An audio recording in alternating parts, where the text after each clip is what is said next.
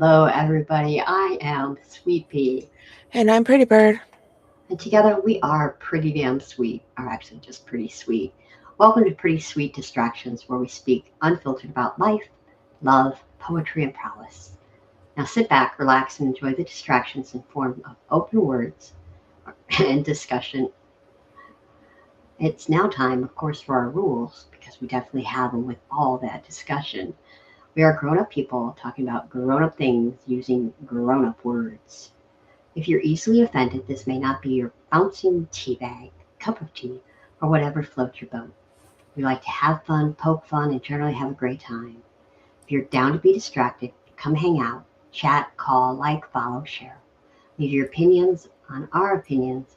Click all the hearts, show us some love. We do have live streams every Tuesdays and Thursdays at 10 p.m. Eastern. And tonight we are going to be talking all about everybody talk shit. From harmless chatter to reputation-shattering rumors. We all have something to say, from expert advice to sarcastic wit. How do our words hit with our families and friends? How do our own words land to others? Grab some sweet tea. Let's head out to the porch swing and chat because everybody talks shit. So that's our subject tonight, and I am sure each and every one of us have been there, have been a part of that. Where one minute you say something to a friend and the next minute it's completely turned around, twisted, things you never said or are doing or anything else like that. And you're so confused. And now you want to know, well, I only told this person, so can I trust this person? Did I not make myself clear on what I wanted to say? How did I say it? How did I not say it? It can all just start with a whisper. And it turns out that, there are so many things that can happen. I know things have happened to me with rumors. When I first got married, I got married when I was 17, um, due to religious and all of that, my parents. But the rumor was she's pregnant. Well, of course, I wasn't pregnant. There's nowhere near pregnant. As a matter of fact, my first child didn't come till almost 11 months after, and he was 2 months early. So if any of you, could count, you wouldn't have been in my face. And what's funny about that rumor is 50 plus years after that, I am at my father's funeral.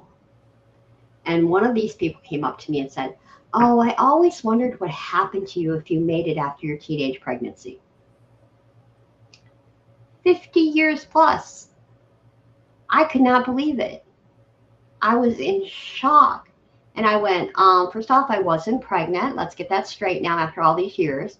Second off, I really don't give a fuck what you think. And this is at my dad's funeral. I used the F word, but I'm sorry. I was very upset. Um, and, you know, I don't need to give you a list of my accolades. I have two beautiful children. That's all you need to know. And kind of walked away. I was so like upset. And hindsight being, I don't know why I was so upset because, she had been that kind of person 50 years ago. I didn't see why she would have changed.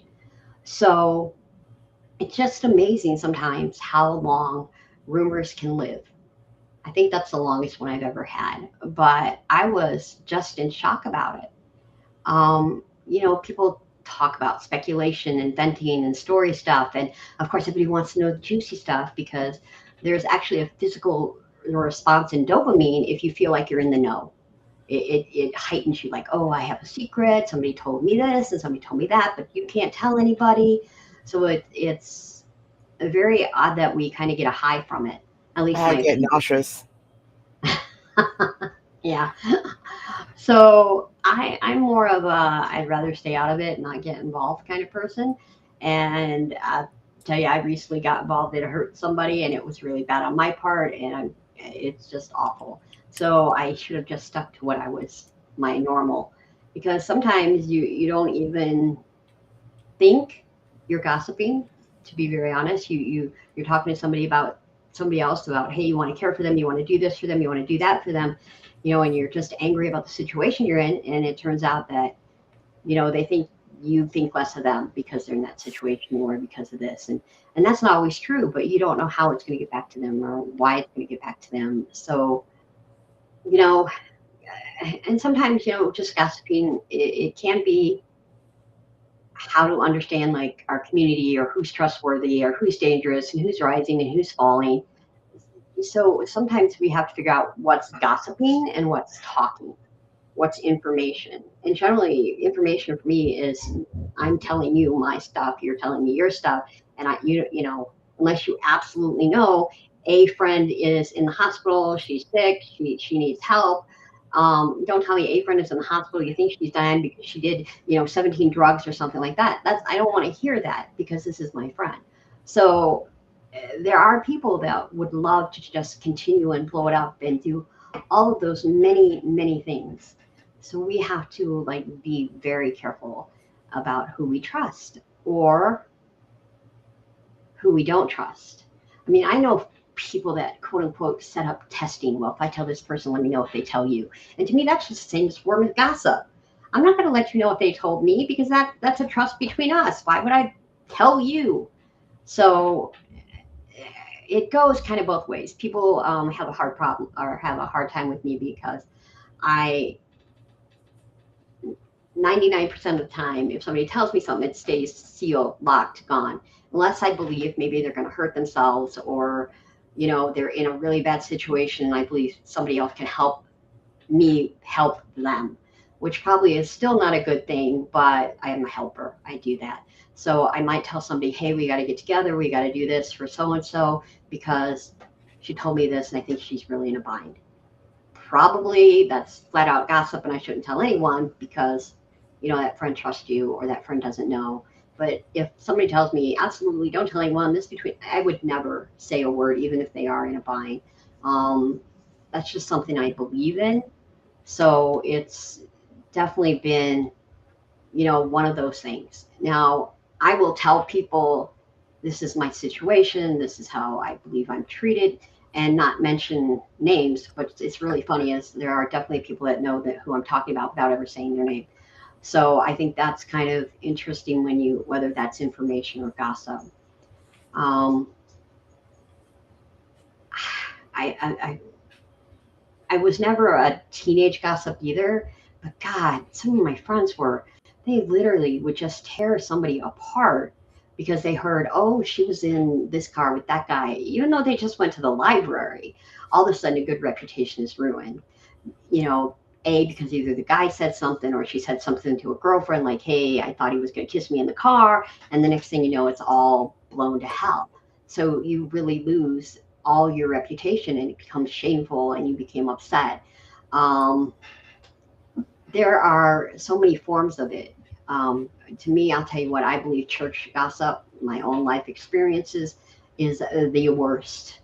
Because everybody, thinks, oh, well, there should be perfection somewhere. And there's definitely not perfection in anyone. So if you ever really want to hear some gossip, just hang out at a good old Southern church. And I am Southern Baptist, so I know what I'm talking about.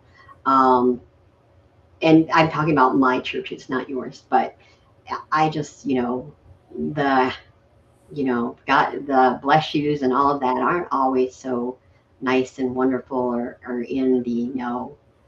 And then you have, kids that gossip or talk about something because they saw it on television or they saw it in a game and they want to say, well, I did this or I did that. And this is how the game goes. And they're more braggadocious than I think gossiping, but they want to talk about the other player, about how they're idiots or they're stupid or they're this or that. And I am just not a person that allows that from someone in my life. So it's something that has to be maybe taught, because I think maybe naturally we're born to gossip. I'm not sure, but it just seems that way sometimes, is that, if somebody tells you something, you want to go, oh, wow, that's really cool. Let me tell somebody else. But then there's that trust. How do you keep that trust? How do you not betray that trust? How do you want to make sure that things are where they belong? And you're set with the right friend at all times. Now, there are people that say, I have the one friend I tell everything to, no matter who tells me what. well, then you're not a true friend to everybody else, is my opinion. Because if this person felt like they could come to you and tell you something, and you still have another friend that you tell everything to, I would be somebody that wouldn't really ever tell you anything important or valuable because I just know you're going to run to that friend. And um, uh, Pretty Bird she's got this a really good story about, you know, that person may trust that person, but I don't kind of story, and I'm sure she'll tell it for us. I have Um, many. how many? Um, I have several, but it's very hard just to come out, because you're like, oh, that person will know or that person will know. Yeah, I don't give a shit. I'm trying to be probably a little more cautious than I need to be instead of saying, damn, that bitch just said this shit and I can't believe she did. Oh my God, I wanted to just punch her in the face. Because there are those times too. And then, of course, But I think these are all different things. right. They're just all forms of how we talk to each other. And where this becomes a trust issue, where I told you something you didn't talk, or I you, mean, yeah, talking shit doesn't necessarily mean betrayal. not always. I mean, you can just talk shit about somebody and not that you don't You can even talk know. shit about yourself. You can talk shit about everything. Right. I mean, you definitely can do that. You can, talk about somebody you just met. You can talk about somebody in the park. You can talk about somebody that you don't like their dress. But um, I think that when you focus on just, you know, those reputation shattering rumors is kind of what, Yeah, and that's something different too. I see. Here's the thing. You said something. You said, um, you see so and so, this, and that. There's a difference between, I saw Billy and Sue driving down the street. That is a fact. That is not a rumor. That is not gossip. If you saw them, you saw them. If it's not a lie, you have every right in the world. They're not hiding it. They're out in the open. That's not gossip. What people want to do with that, that's gossip. I that's think what, that there's a difference between observable facts and what you think they mean, and interpretation and inference and all of that. I exactly. think, yeah, I think that when it comes to smack talking, if you're playing a video game with somebody else, oh, I'm all for it. I'm fully freaking competitive. I also suck at video games, but with other things, oh yeah. I mean, I don't tend, okay, I was gonna say I don't tend to talk smack unless somebody starts their shit. So my team, but okay, my local football team and a friend of mine's local football team, they only meet up once a season, right? Uh-huh. And they were really big on football. They had this whole entire thing. They were going to go to their friend's house for that particular game and all this stuff. And they're like, "What do you do?" I was like, "I do not with the people in my house for football. If I watch it, I watch it. I'm good. I mean, I was in band. I know football." And so it's like, all right. So they didn't go. They stayed on the phone with me. The shit talking we did every time somebody did a thing, we would just full on throw down. And that was the best football game. I mean, it's Mhm. also, I think, went into overtime and it was a nice close game, so it didn't suck. So we were back and forth. And I'm all for it. I am all for the disparaging nonsense. Your team sucks bullshit. I have no problem with jest. If you are with somebody that is going to be all butt hurt because you have the nerve to say their greatest team on earth sucks and now they don't like you, well, tread lightly, my friend. But if it's all in good fun, I don't have a problem with it. It's different than saying I have this and I have this and I have this, and you're a loser. That's uncalled for and that's assy behavior. And also could very well be facts, so it like, to me, shit talking is all the things. It's not necessarily gossip, it's not lies, it's not having to be untrustworthy, because if you're talking about whatever, I mean, how do you have a conversation in like in or whatever about anything? If somebody says, "Oh, Werther's original, I haven't had those in forever," I'll be like, "They're over there on Sweet Peas. That's asking if you can have one." That's just the way that goes. It's not, unless you say, "Don't tell anybody I have them," then that's different. And so where's the line about not talking about anybody else and having normal conversation? And I think that that's something that we have to discern with our interpersonal relationships, the setting that we're in, and all of that. It is an ongoing algorithm. People tend to tell me all their business, even if I barely know them. I don't want to know your shit. I promise. I don't want to know anything about anything, but people tell me. And if you're going to tell me and you don't know me and you don't tell me not to tell anybody, or it isn't so obviously personal that I should know not to tell somebody, I'm going to tell somebody, because you don't know me well enough to trust me with anything important. And if you don't say, I'm telling you this in confidence, or give me some kind of indication. I mean, if you're telling me you're abused, if you're telling me what, whatever it is, I'm not going to share that. But if you're just on here ranting about something, you're telling me, oh, I'm going to tell everybody. And not because I'm talking shit, but because there is because people tell me things. If I get a feed off of somebody like they're extremely needy, I'm going to tell my people, listen, I'm just warning you, they're feeling a little bit lonely, they're a little bit needy. So if you're going to engage in a conversation, expect an entire 3-hour conversation.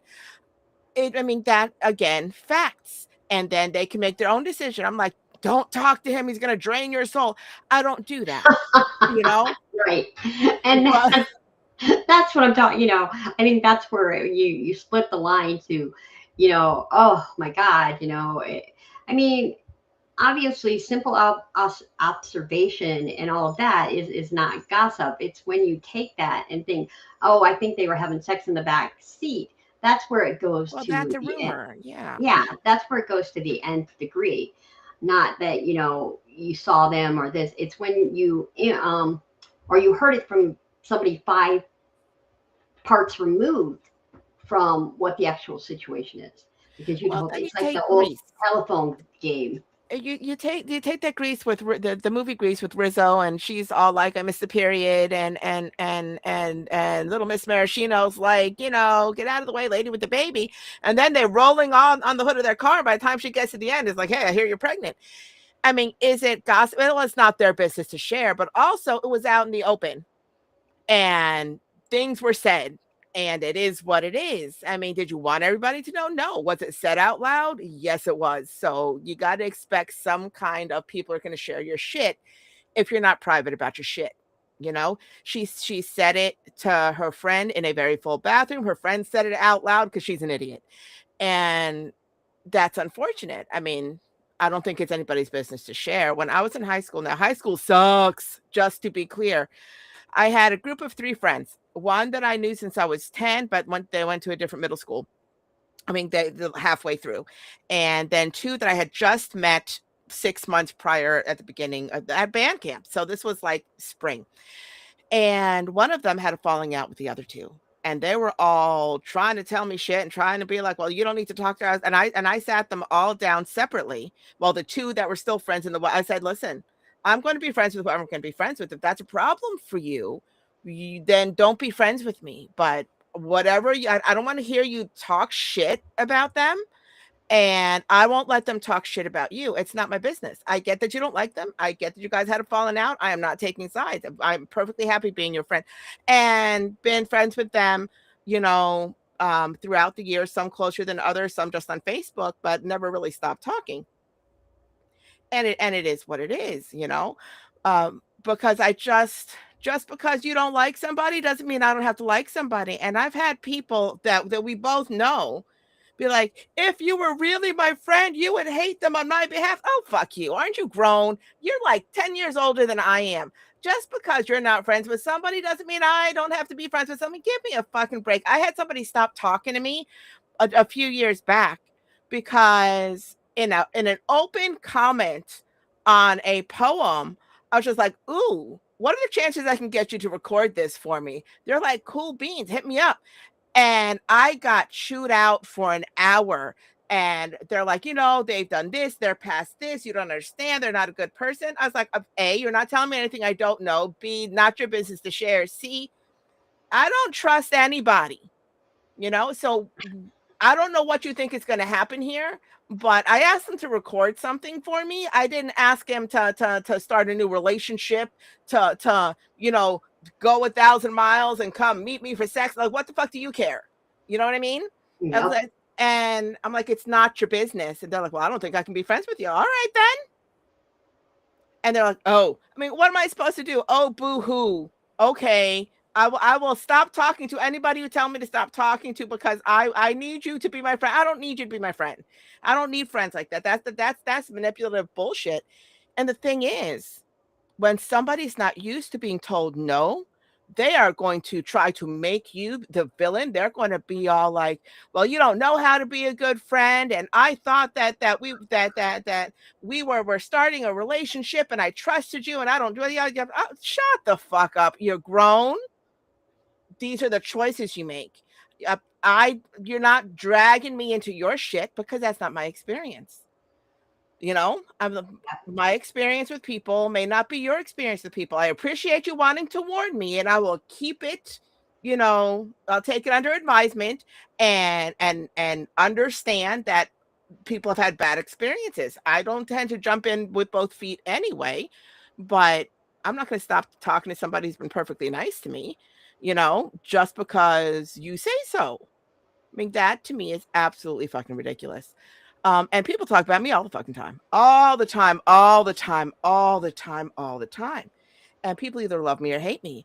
And the ones who hate me really have a problem with the ones who love me, because I don't know if you have read any of my comments over the years. I had 2 people in England and some guy in New York duking it out in the comments because somebody said I could do better, and then they're talking about their mama's garden, and you eat jelly eels and all kinds of weird shit, and it's like, "Oh, I can tell you're from the country because you barely know how to read." I'm like, "Okay, gentlemen, enough. I don't care if anybody likes it or reads it or whatever. It's there. I'm not changing it. Get over it." It was absolutely freaking ridiculous to me. People do what they do, and people hated me because the one person that told me not to be friends with that person was very, "I can't believe she's doing this." And then people hated me because I guess I hurt somebody's feelings by not stopping being friends. And I'm just like, first of all, I don't know you bitches. I don't know any of you. You don't know me. I don't want to know you. I don't care whose side you're on. There's no sides. This isn't a thing. I don't know how it's your business, because people suck. They suck on all forums. And you were mentioning how we know some people who like to be in the know and like to name drop and not like to do all the things. And for those who don't know and probably can't tell on here, because I talk about all my shit, I'm actually very private. I'm not going to sit there and tell somebody my personal business so they can announce my personal business. And so I was hosting on a different forum for a different full platform or whatever, and I missed the show, and I was like, "Look, emergency room, whatever the fuck it was." I was like, "It's not for public consumption. I'm just letting you know that there's a real reason that I'm not going to be there. Just tell them I'm not going to be there." And then I had people going, "Oh my God, I hope you're okay." What do you mean? On the air to billions of people, all about, let's just send her our well wishes because she's in the emergency room. And that's why you don't know shit about me anymore. Because what in the actual fuck? The mortification. Because not that it was a big deal, it's just I don't need people wanting to ask me about my health and my medical whatever, and making sure I'm okay, and taking time out of other people's show to ask me about me. And it's not about me. It's never about me. Everything, you know what I mean? I don't need that kind of stuff, but it's that I said, not for public consumption. Do not use this to feed your fucking ego in front of everybody else. And that friendship, obviously not a friendship, has never recovered, because they're like, "Well, I didn't know it was that big a deal." I said it black and white in words in your inbox, and you said, "Oh, I understand. I hope you feel better." And then literally like an hour later, people are in my inbox. So, you know, people don't people well, or people want to people the way they want to people so that it makes sense to them regardless of other people's feelings. Now, it's unfortunate. It really, really is. So, do I count that as talking shit? Maybe. I think that I count talking shit more of what people say when they're venting about stuff that they would never say to the person's face. I don't have that problem. I will say the things to your face, you know? And I'm not afraid of uncomfortable conversations, and I have found out through the years that most people are. They're either fully non-confrontational, or they'll do like they'll have a normal in, informational conversation, and then need a break. And I'm okay with that. I mean, I am who I am. It is what it is. I can be abrupt. I understand that. I am not for everyone. But I don't understand anything other than straight line stuff. Don't go crying to somebody else about me if they because what the hell am I going to do about it? We have a friend, and I love her to pieces. I actually do, but it came to me through several different people that um she was asking if she should be offended by something that I didn't know that I said. And I'm listening back to what we were talking about, and I didn't say it. I didn't It was not whatever she heard, it wasn't it. And to this day, and it's been like a year, she has never once brought the concern to me. I would have been like, "Oh, I'm so I was never my intention. Tell me what it is that made you feel that way. Let's pull up the audio. Let's go over the thing. My apologies. It wasn't my intention, because I don't ever want to make people feel bad. But if you're determined to sit on that egg and hatch a full on fucking chicken, I can't help you with that. You know, I'm like, I'm like, I am not broody. I will just ask you, be like, hey, did you really mean it to sound that way? Because it felt like this, which is a valid thing. And then you have a conversation with, no, I meant it like this. Okay, well, I'm thanks for the clarification. Move the fuck on, because we're grown. And people don't do that. People want to sit on it. People want to speculate. And it's that speculation that hurts feelings. It's that speculation that um sounds plausible, you know, that's what makes sense to them. That's okay. Let's take well, because you brought it up, your situation. You were 17 years old, and a Right. lot of parents, whenever it was, will have very strict things about wanting to pull the kids out at 17. You know what I mean? And it's not an unreasonable jump to think that, but without asking, without whatever, keep those thoughts to your fucking self. Don't go spreading all the shit. Oh, she must be, because that has no basis, no foundation, or whatever. If you don't know anything, you don't know anything. If you don't know the well enough to ask, shut your fucking pie hole. I mean, it's that simple. But people don't. People like the drama. I don't. I am very I don't need to know that, but I don't need to know that, but that's not my business. Until I give zero shits about you, I'm like, you want to talk shit? Talk to me.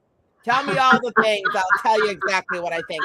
Because when you burn your bridges with me, I no longer give a fuck. Am I going to go and spread things? No. Will I absorb all the things and judge you with a very hard edge? Yes, I will.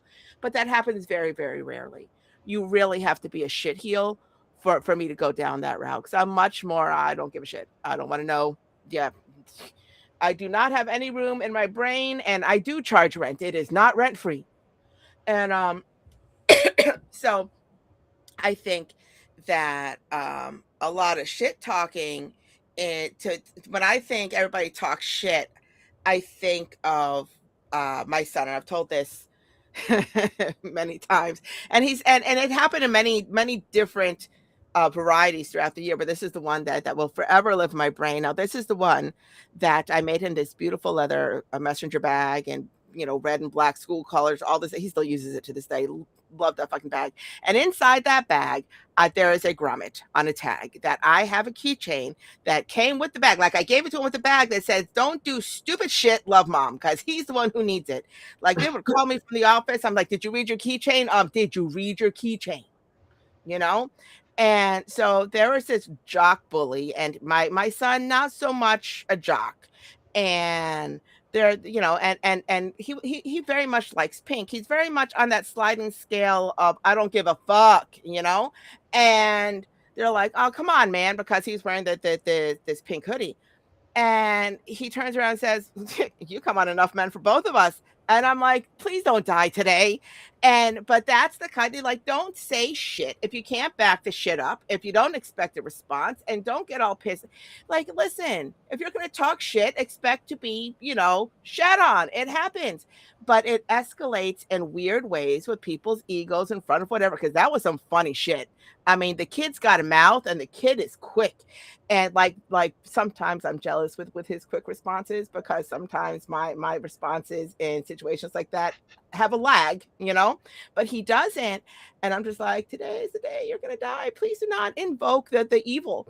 And but it never got that far, because when other people laugh, even if they're laughing at the other guy, it tends to de-escalate because it is what it is.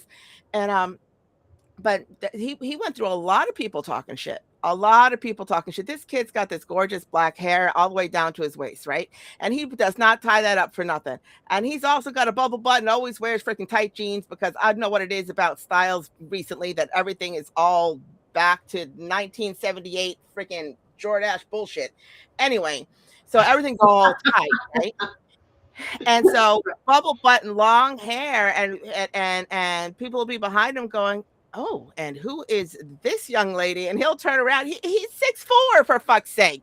And he'll turn around and they're like, and then they get mad at him because they were looking at his butt. Well, that's on you, not him, you know? And I'm just like, he's got a deep voice. He's like, what's up? And they're like, oh, hell no. And I think it's absolutely freaking hysterical. But people then want to start talking about, the nerve of this guy and yada, yada. But he was standing in line for lunch. So people like to talk a lot and like to get people on their side so they don't feel stupid, or so that they don't look stupid, whatever it is. There's a lot of reasons people say stupid shit. The most profoundly impactful to me in particular are the ones who do or say stupid shit in some misguided attempt to impress somebody. Because I don't care if you're trying to impress your boss. I don't care if you're trying to impress, a crush. I don't care. I don't give a shit.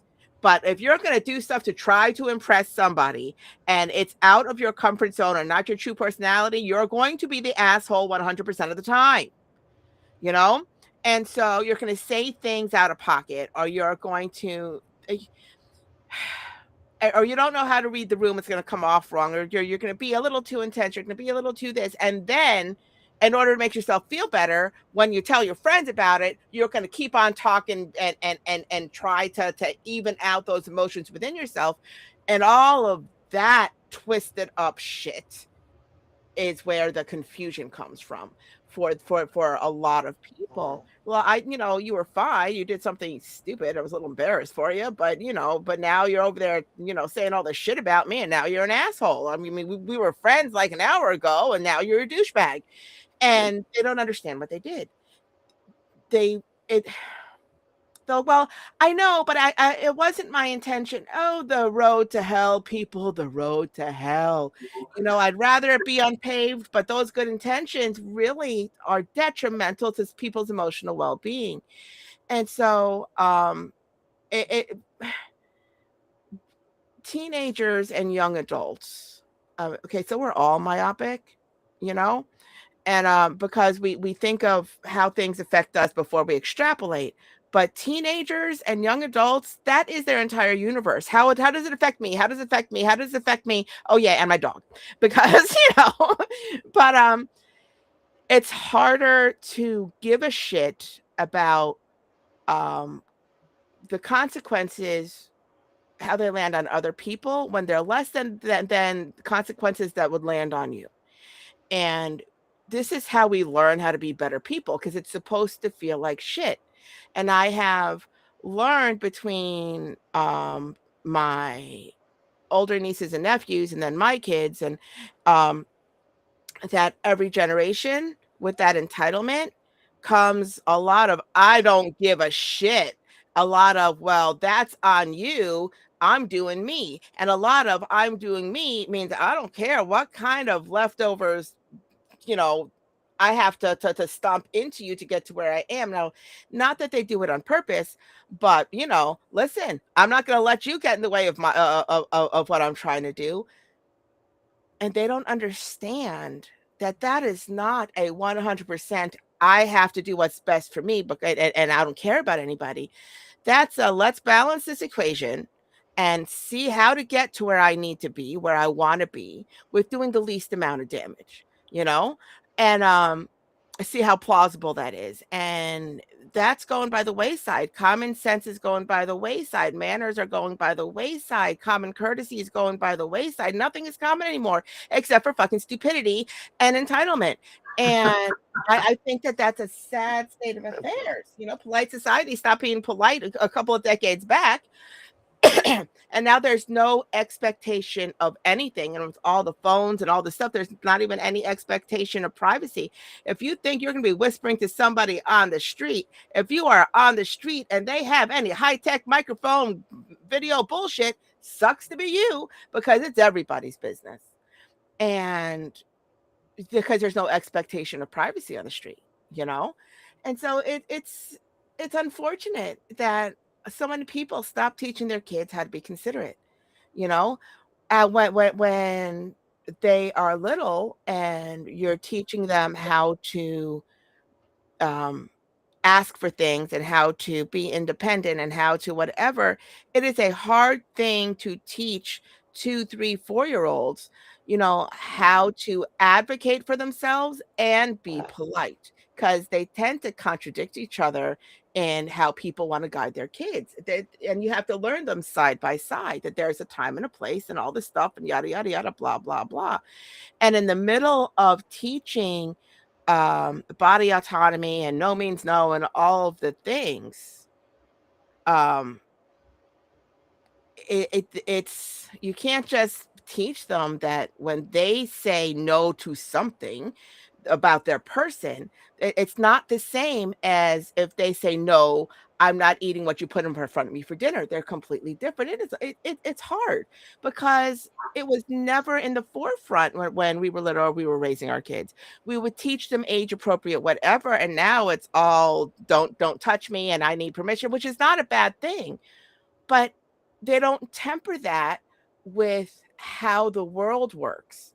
And when you cater to what they want, and I'm not even saying spoiling them or going above and beyond, if you're teaching them no means no, and yet you don't want to say no to them for things that they want when they tell you that this is what they want and this is why they want it, it's a hard thing to teach them. And we get kids that pick up on what works best for them in their house, and not how to treat other people. Like we tend to not say be nice, Right. and because the answer is why, and nobody wants to be all because I said so. It's like, because well, she wasn't nice to me. I understand that. How are you going to teach a 3-year-old, 4-year-old, 5-year-old? Well, be the bigger person. It's hard. Parenting was always difficult, but now with the verbiage of empowerment that we're dealing with in the current generation of parents, it's a lot more stark and a lot less age appropriate, because they don't yet have the comprehension skills to do all the little factions, but we want to teach them like they're little adults. And the thing is that even when you're 22, 23, 24, you don't get all the little factions. That frontal lobe of yours, you may look grown, you may be quick as a whip, but emotionally it'll take you a minute to settle in. You need more life lessons, and that frontal lobe needs to fully mature, and we expect a lot. And so in the middle of all this, we don't teach them how not to talk shit. We teach them that their shit doesn't stink. And if you teach a whole generation of kids that their shit doesn't stink, they're going to be lobbing their rose smelling shit onto everybody, and that's going to tell them, guess what, your shit stinks. And so I don't see the problem getting any better. I see it getting worse, because all the things that tempered it are falling by the wayside. And let's not forget that, teenagers, their job is to push boundaries. Their job is to see where their comfort zone is. Their job is to make mistakes, be emotionally awkward, and have those smaller consequences so that they don't make the bigger consequences when they're older. And if we take away all their consequences, that's how you raise a generation of assholes. I'm just saying. I do not disagree. Assholes are gonna talk shit. This is true. There's indole in the air tonight. So, Reich, your thoughts? I'm just full of shit. I got no thoughts. Oh, that's it? You're just full of shit? You're just going to go with that? That's funny. Oh, my God. It is so hard to teach the one I have, which isn't technically mine, but exactly kind of what you're saying. The difference between, what's good, what's bad, what's polite, what's not polite, the story of your son, that's one of my favorites. Because he is so, hey, life is life. And I wish a lot of people had his, attitude, because it would be a better world. I mean, what was it? Now I lost my train of thought. Blech, brain. When you're in situations where the whole world seems to be against you because of something somebody said, and you have that self shame, unlike Pretty Bird, because she didn't give a fuck about anything, but but a lot of people did go through that. What did I do wrong? Who did I tell wrong? And all of that. I think that plays a really big part on, who you become, especially when you're younger or in high school or things like that. But I have, like you, gotten to a certain age where it's like, I don't care what you say about me. One of the things I always just say, if you're going to gossip about me, please make it good, because my life is pretty damn boring, if you want to know the truth. I don't have an exciting life. I'm not doing anything crazy. There's nothing going on. So if you want to make up something, make it amazing. We could fix that. Yeah, I mean, make it crazy. Make it as nutty as you possibly can. Because, like you said, if you're going to talk shit about yourself, then talk shit about yourself. But I tell that to others, talk about me, but make it great or bigger than life, because I'm one boring little soul. Trust me. It's just the way I am. When I was younger, I think it bothered me a lot more, but it definitely doesn't anymore. So I think that might come with age. I don't know. It may not. It may just be the way it is. Depends on your definition of to bore. OMG. And it's not that I don't give a shit. I give all the shits interpersonally in my own head, and I overthink things from now until forever. But you learn that you can't change people, and so it's not worth fighting. If they show you who they are, they show you who they are. And here's what I have learned about that.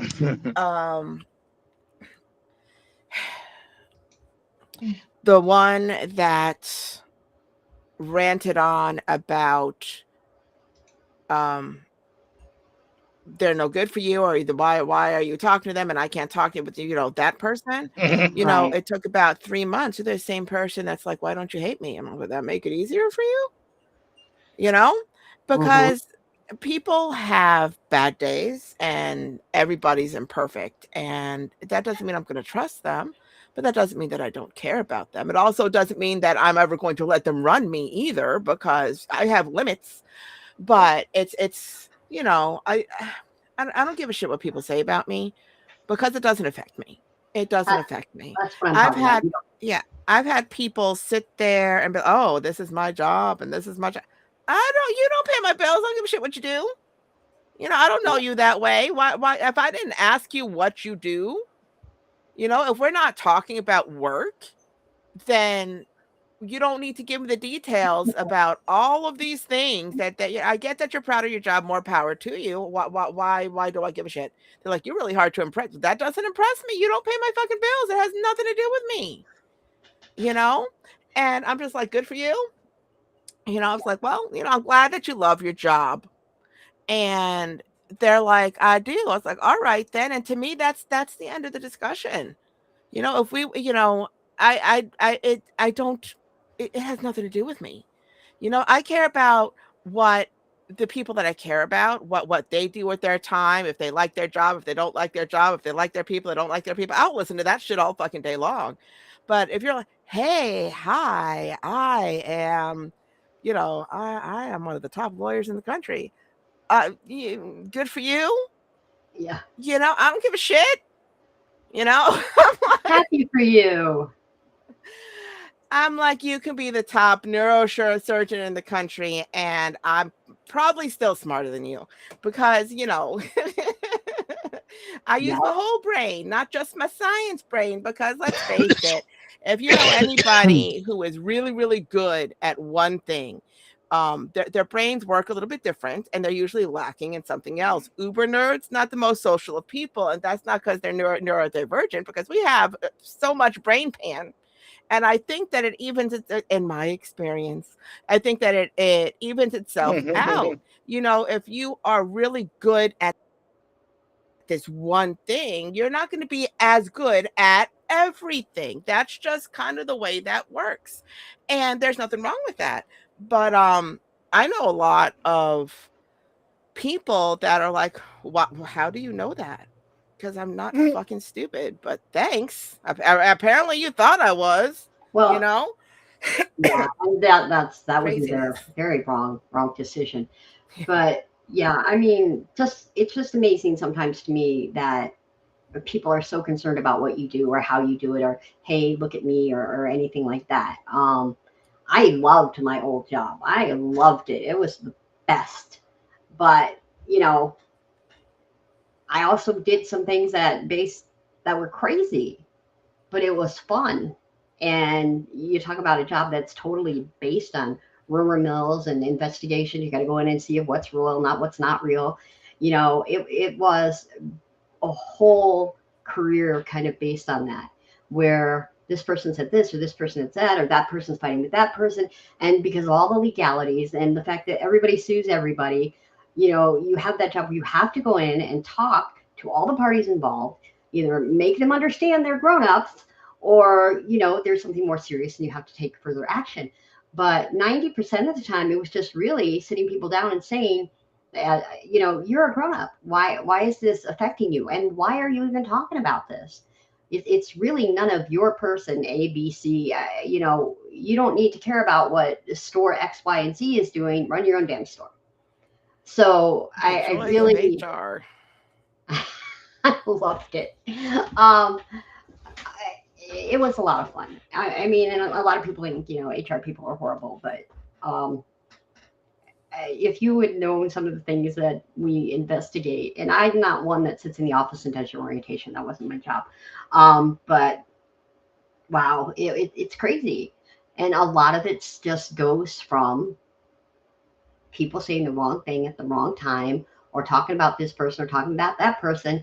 And it can just literally make such a mess in so many people's different lives, especially in the work environment. That's just insane to me. But I will not talk about that world because I did enjoy it, but it's long gone. And let's listen to Bud, because once again, I'm very, very excited that he, brings us this every time he does. I get kind of giddy. So, and that's not a rumor, that's fact. So I have you on the I board. hear that. What? I hear Right? when Sweet Pea gets excited, her nipples get hard. Oh my God. I hear when Sweet Pea gets excited, her flower bud just opens up. That's what most sweet peas do. Just egg him on, why don't you?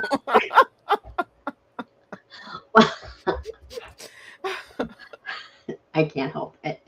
Anyway, Bud is on the board. We're going to listen to his great work.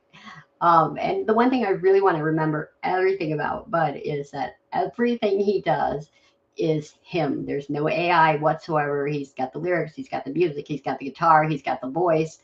This is him. And I think that's very important, that everybody know that because he's a great guitarist, he's a great singer, and he's got a hell of a lot of lyrics that are just amazing.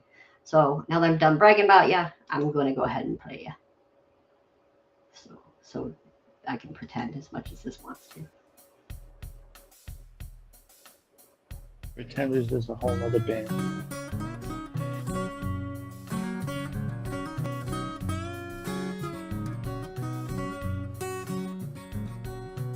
Give me a sign, 'cause I'm down on my knees.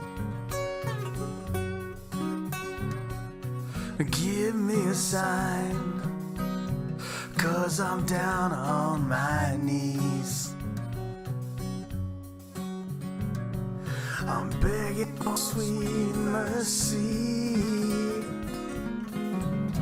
Yeah, but I'm too blind to see.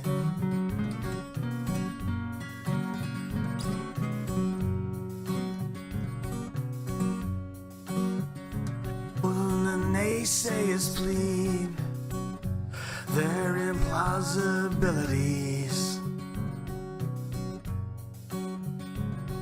the naysayers plead their implausibilities. Yet deep down inside of me, yeah, I sense my own reality. The hair and bleeding, a heartbeat is beating so proud. Charcoal sketch teething in black and white breathing so loud. Yet those poor wrenches try so hard to direct me indirectly, to correct, resurrect me now. Next to me then, who are we? When the end lies in the eyes of the beginning.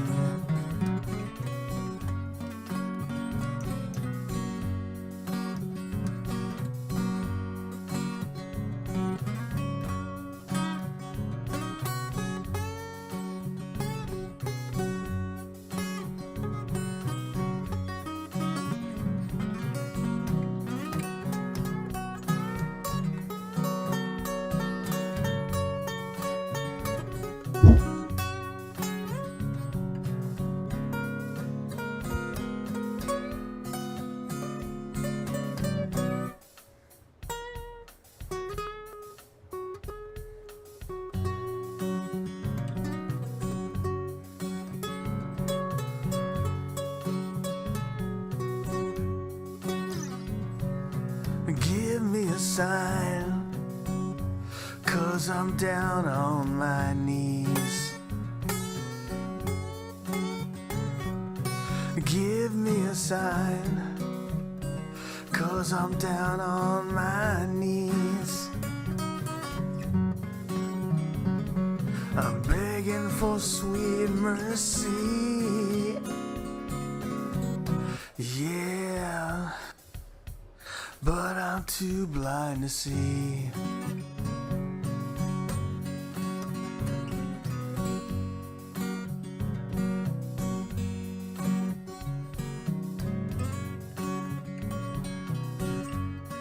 I'm too blind to see.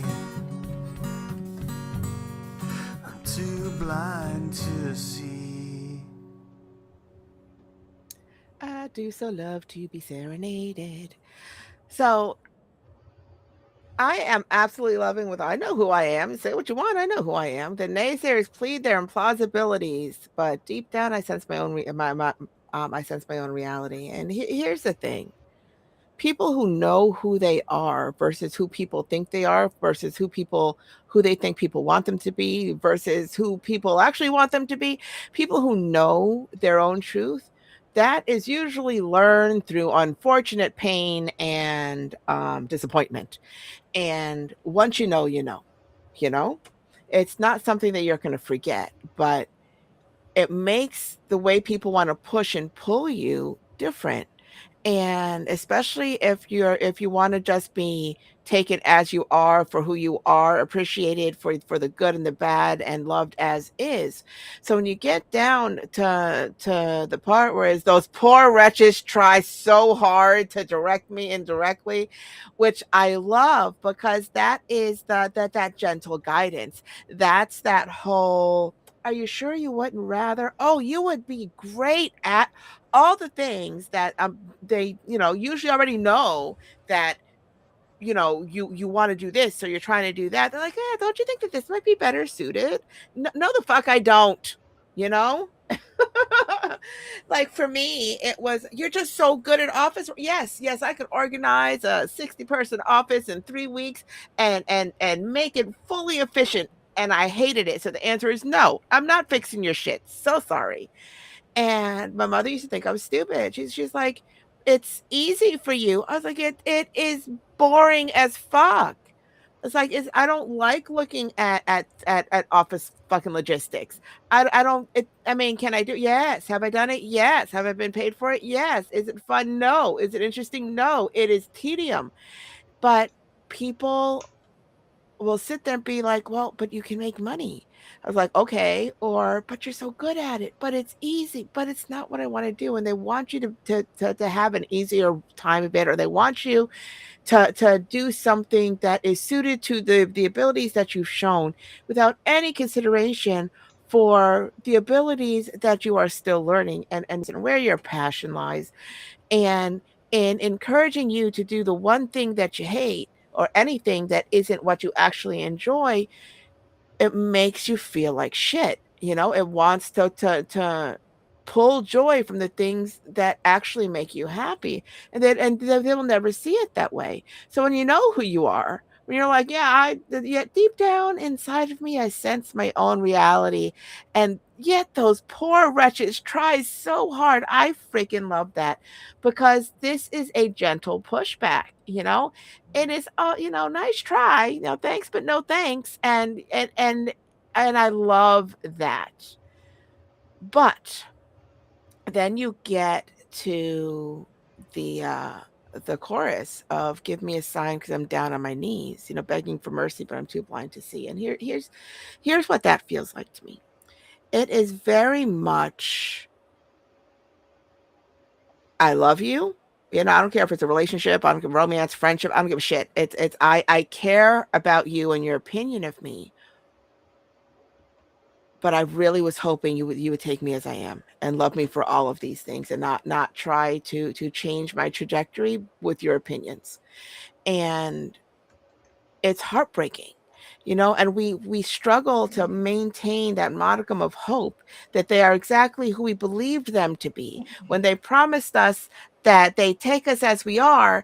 And then they're like, yeah, but wouldn't you rather, but isn't this better suited? But I hear over here ABCDEFG that has nothing to do with who you are, and everything to do with who they want you to be. And it breaks your heart, and you're there, just please, please, please, I just need a little spark that you are exactly who you promised me you were, because you can hold on to that. Because this song, these lyrics, this poem, all of it, because it's all, they are not mutually exclusive. It's very much take me as I am, the way I take you. And if not, well, you can't change me. So we have decisions. Only kinder, because you're just a nicer person than I am. I mean, facts, it is what it is. So Sweet Pea, your thoughts? Other than the fact, again, I think you have a beautiful voice. You've got that, melodic, gorgeous thing going on. This is, to me, I don't know, it just is basically how I would love to be most of the time is, I don't really care what you say or how you say it. I mean, I love, yet these poor wretches tried so hard to direct me indirectly. Just like Preber, that is just such a great line. But your chorus, give me a sign because I'm down on my knees, give me a sign, begging for mercy, but I'm too blind to see. Sometimes for me, it's, friends can deceive you and you think you're doing the right thing and everything is supposed to go along. And all of a sudden you realize that you've been deceived and all of that. And you're like, why? And I kind of feel that way with this is I've done all of this and, still you painted me in this picture and I don't understand why. And please just tell me, but I actually know my own reality. And even if you tried to take it away from me, I'm going to stand on what I know about myself, which I think is harder than a lot of people think. Especially if you've loved someone or, someone's very special to you, that act of betrayal is very difficult to process, but you have to figure out who you are. And I really like all of your lyrics in here and how it kind of comes together for me. I could be completely wrong when I wrote the song, but that's how it comes together for me. So, Rack, your thoughts? This speaks to me of the idea of how people process and handle information, like we had mentioned in the beginning of the show. Some people are going to take things as fact, and some people are going to, handle it one way. Personally, for me, if I try and go to the source, I don't listen to the rumor, find out if I believe what I want to believe.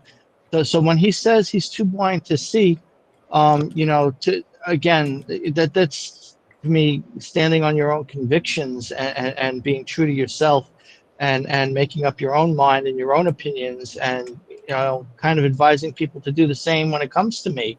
It's like if you want to know something about me, you can come and ask me. Don't listen to the shit. You ask the source because I can explain it differently or better or clarify. And so the idea of this uh,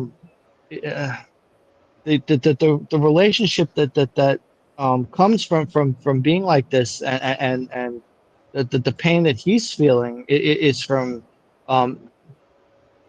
being misunderstood, I guess. The idea of um, there was a line in it that I kind of lost in my head that I had latched onto that really spoke to me about it.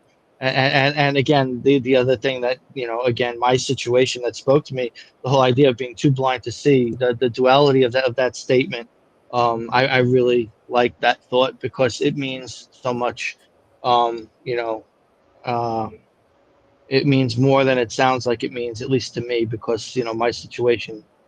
Um, but yeah, this is beautiful, bud. Absolutely. So, Miss Pretty Bird, I do have you on the board, and then after you, we'll go into announcements. Oh, after me? All right. Just figured it's kind of close to 11. We were going to be on time. We don't have to with guys. It's fine. I don't give a shit. Okay, so this is a 4th and 3/4 time to crack selections of music. And it goes like this. Shackled to a notation, rubbing through wrists and rusted remains of beautifully easy. It's a slow bleed through insults slung in fear, the unmalicious only noticed in hindsight. Calling the innocent a whore doesn't breed hate from love. The Duke yielding cowardly lion flings back like a monkey. Breaststroking a marathon in tears, wading through pain I never caused. Pelted with double-barreled denial, this is not weakness. There is no waiver on my solid ground. Torn flesh and compound fractures cannot break harder than history. Still, gavel strikes in sucker-punched crack ribs that look like a past that ain't mine. Keep hacking off pieces, and maybe I'll fit into those pretty boxes your liars left as gifts. Nasty reminders that trust has sharp teeth. Maybe that's just you biting back any hand that gets too close. Pandering and placating platitudes ain't my bag. Flattery fails to flounce from unfettered friends. Can't be beat into submission with unspoken broken rules, can't run from truth in plain view.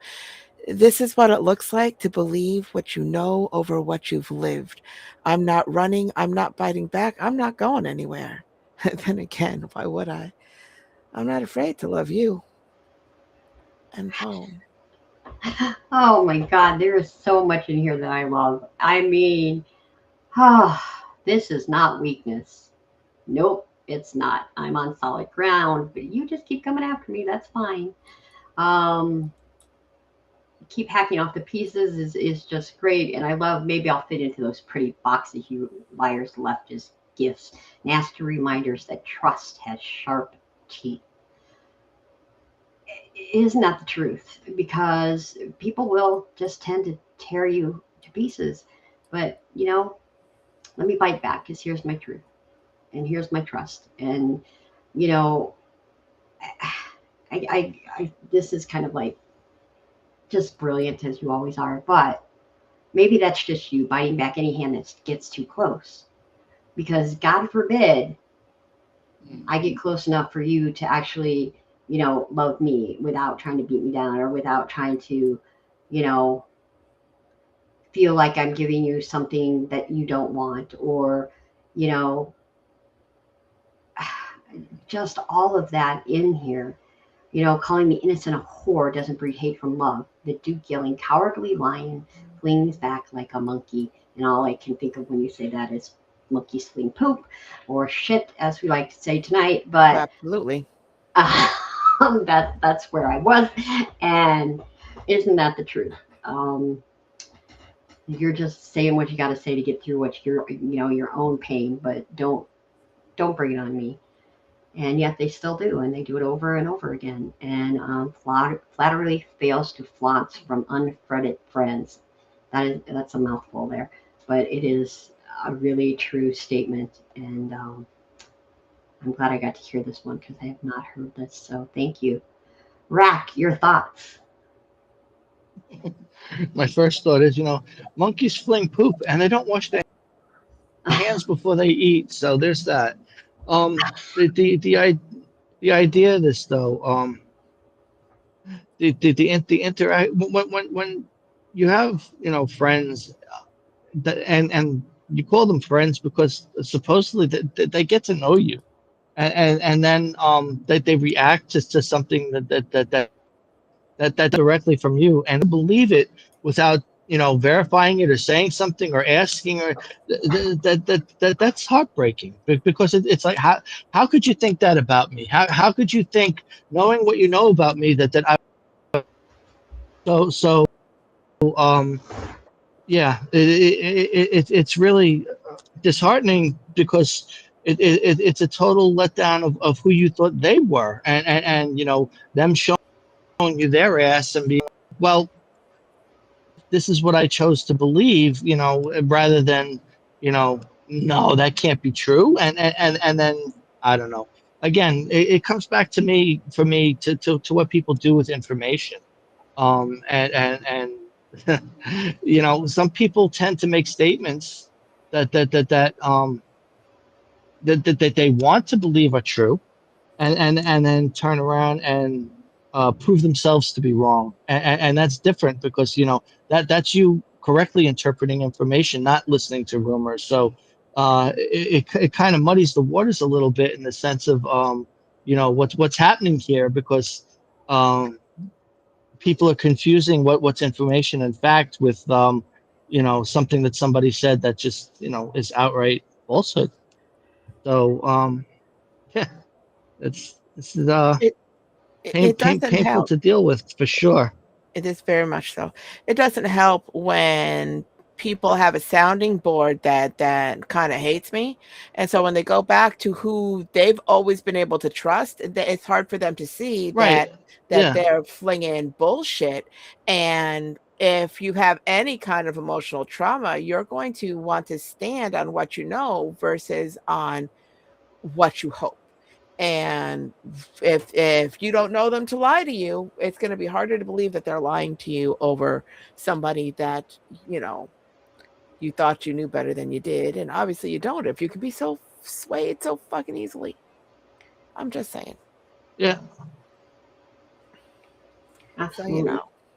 because sometimes people Wade, you say, have to bring up fabric. what fabric?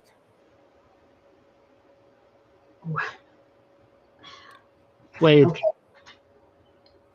Who said suede? Suede. Yes, you but who? did. No, I didn't. Sweetheart, you said suede, but you said SWAYED, not SUEDE. Oh, oh. Well, listen, you know my very literal brain. And so we're doing announcements? Yes, we are ready to do announcements. You are first up though. So what is Yes. happening on On Tuesday, we have If It Makes You Happy. Tuesday? Why the hell are you so sad? That is on Tuesday, August 11th. It's so too often we find that when we get what we thought we wanted, it isn't as joyful or fulfilling as we thought it would be. It's not that there's no joy in it, it's just less than. And maybe we are looking for for unrealistic changes. Maybe we are more excited about the idea of it, the possibilities of it, and the reality falls short. Sometimes we think that if we have this or if we do that, we'd be happier. Other times we get exactly what we want and we're still miserable. So that is on Tuesday. Oh, that's just happy, isn't it? But that's on Tuesday. All right. And then coming up that following Thursday is Made with Love, Family Heirlooms. Many of us have treasured items inherited or made by people we love. Grandma's quilt, the sweater your mom made, the trinket box your uncle made you, the ornaments you made with your aunt, a custom scarf from a cherished friend. It is the item, the memory. Is it the item or the memory or the love that turns it into a treasure? What is it about items made with love that elevate them in your heart? Um, yeah, I have so many wonderful things people have made for me, and I cherish them very much. So that is going to be on Thursday, and And then following. You want to go ahead? yeah, on Yeah. Friday, it is a pretty sweet story time. So usually on the second Friday of the month, we have a story time where everybody on all platforms will get the link to join us in the studio and tell their story on whatever topic we have going on. But on Friday, the 14th, it is Earworms Part 2. So, oh, darling, do we have a show for you? So, when you hear a note and reminds you of a song, especially if those songs come with a story, and we're singing ditties and sharing time, when that song gets stuck in your head mid conversation and you just can't shake it off and pass it on to someone else, yes, it is the bothersome earworm and it is contagious. So, as usual, our storytime shows are open to everyone. So, please do join us because there will be a lot of ditties on next Friday, the 14th. And all our shows are at 10 p.m. Eastern. So please like, follow, leave your opinions on our opinions. We'd love to hear from you on Facebook, on Twitter, on YouTube. You can listen to us live on Tuesdays and Thursdays, but you can find hours of our stuff at Anywhere you listen to your podcast. anywhere you listen to your podcast. Yes, Spotify. I think I got that one up right finally. Amazon, Podbean, everywhere. And as a matter of fact, you can listen to hours of us at Sweet. Pretty sweet Pretty, dot pretty, Pretty podbean dot sweet. com. I wanted not to screw it up. Prettysweet.com at Podbean. Pretty sweet dot podbean dot com. Yeah, I still screwed it up. No, no ads. No ads. Yeah, it's just I always want to put at after our name, but it's not that. It's pretty sweet podcast. Pretty sweet dot podbean dot com. Oh my God, listen to Pretty Bird because I have it sitting in front of me and I still screw it up. But anyway, go there, listen to us, listen to me, mess things up. Listen to the wisdom, listen to the hilarity, listen to everything that we talk about. It would be a lot of fun for you. So go in and be distracted by us. Follow the red shoes everywhere. Now Because let's pretty sweet's better than bird Bird pee. pee. because pretty sweet is definitely better than bird pee, as we all like to say. Well, maybe not all of you, but we do. So we can absolutely move on from that and go back to our poetry. And I'm actually going to put myself up, throw myself up there on the board for a minute and get this, and we will have fun with that.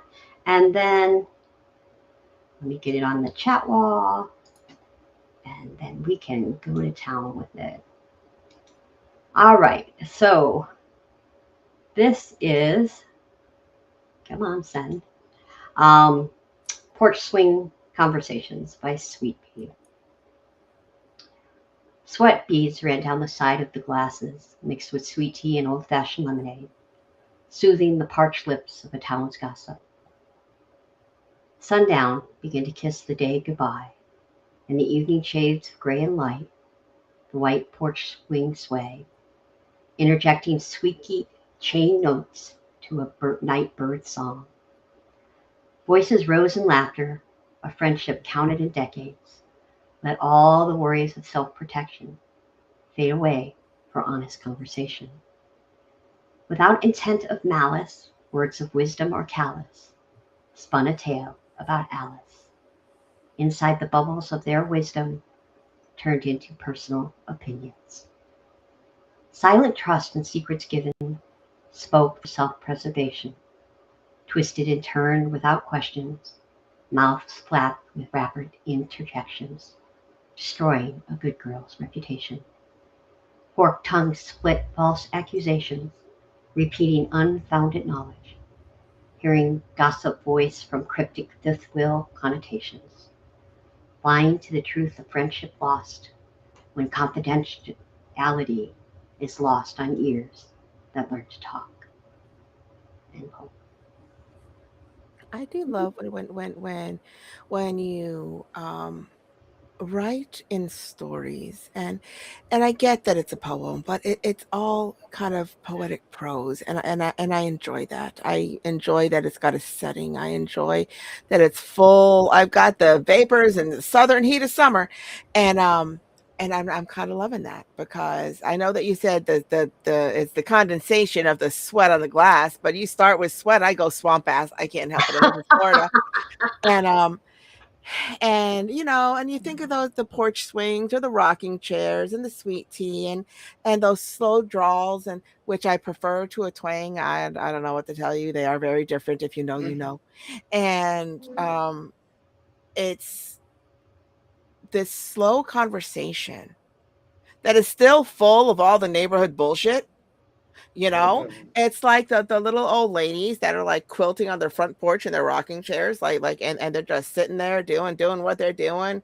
Have you heard about Laura's kid? Yeah. Marrying a woman, whatever the fuck they talk about. Um and and but but it's never elevated. It's just all smooth and slow and just matter of fact, and these are the goings on, and I heard that Jacob's boy down the way was caught smoking behind whatever the fuck. But it's that when I think of this, when I think of the setting that you set, it's not raised voices, it's not with eagerness. It's not with high emotion. It's very much matter of fact, and these are the goings on. Kind of not that it's not dynamic, it very much is. It's just that is what Southern gossip looks like to me, you know? Mhm. And so then we're going down towards the bottom here where it's all words of wisdom or the mean bullshit people say, and now it's a story, and you know and if it's coming from somebody who's supposed to be in the know, then it doesn't matter if it's a lie, it's true. You know what I mean? And that's what gets spun and inflated and turned into those personal opinions. And when you trust them with your stuff, and I'm not gonna speak out of turn, but if you ask me yes or no questions, so that they're not the ones that say anything. Well, yes, ask questions that tell the full story. They're not really at liberty to say the full story, so people are going to make come to conclusions that have nothing to do with anything, and they can't be corrected, so that these friends, Yeah. because experience tells us that if you're going to get a little bit of yes or no answers, then you didn't actually say anything outright. You can't correct the assumptions, because then you'll be saying the thing. Yeah. And sometimes people are just really that fucking sneaky, and I would rather have them just say it outright and be truthful than have somebody believe half truths and lies just to feign innocence, because Yeah. it's I much prefer an honest lie. I mean, that's not an oxymoron, it's fine. But forked tongues and split false accusations, and yeah, and they do, especially when they're jealous, or that they're like whatever, or if you've always, if the guy that they likes you, or you're up next for a promotion, or whatever the fuck it is, you're like, well, she has been in here 15 minutes late, yada, yada, yada, blah, blah, blah, after lunch, because she spends time in the office with so and so, and that's how she's getting the raise. And I'm just like, no, that's how I'm doing my job. And that's why I'm going to get the promotion and you're not. Because you need to actually go out and learn the parts of your job that are beyond your written description, so you get a better feel for what gets to you, so that you can troubleshoot along the way. I mean, it's not my fault you don't give a shit, but then the only way they're going to get ahead is if, they're on their knees doing who the heck knows what in those 15 minutes. Absolutely. She's faded away from us. She Oh flew no. the coop. I know. She flew the coop. The free bird's gone. She'll be back. I still see her though. Rat, any thoughts? This is very lovely in the way that you structured the story, and it's very telling on the way, like the game telephone. People act on like half truths and suppositions, and they presume to be fact, or they treat it like it's fact. Did you hear? It's like, so there's no basis for what they're saying. They're just perpetuating a rumor.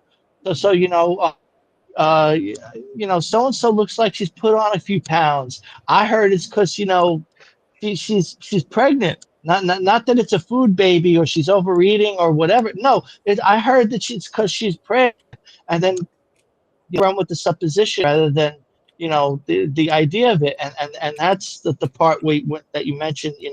The rumors become opinion, and that's where things get out of control, and that's how the trouble starts, because people tend to run with that, because well, maybe, I think she is and spending too much time in the bathroom in the mornings, because I hear her heaving in the toilet because she's pregnant. That it's like it's easy enough to believe that people are going to want to believe that it's true, and then they run with that. And again, to me, it all goes back to what people do with information. Some people will just sit there and drink it in until they have a basis to understand. Well, I know that's not true, or just ignore it altogether, because I have no way of knowing one way or the other, so I'm not going to say shit. And those are the ones you want to be friends with, but that doesn't always work out that way, because sitting on the porch talking shit, we're going to say some stuff and run with it, and it's not always kind. Yeah.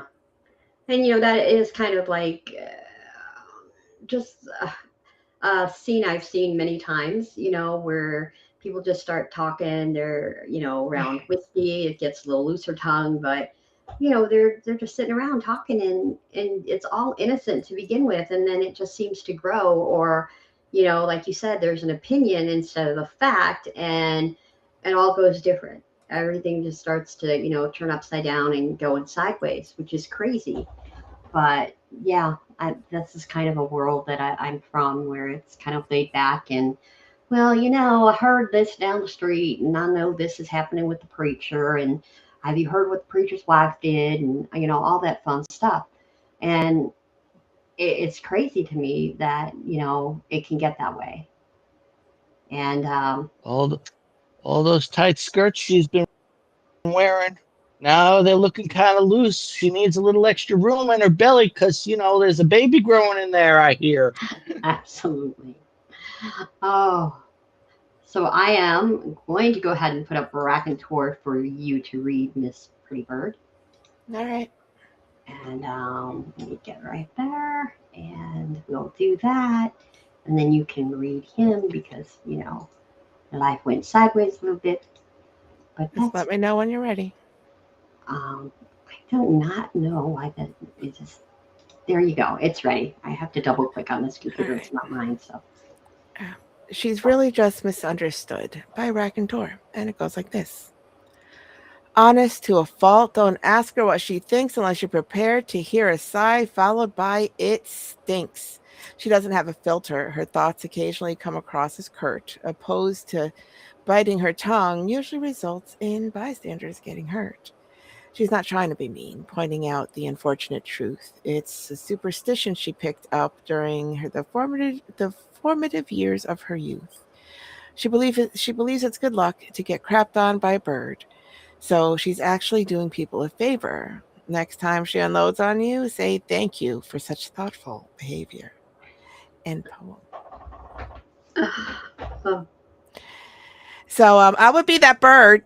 Yeah. And and you ain't wrong. I mean, I tend to not unload on people.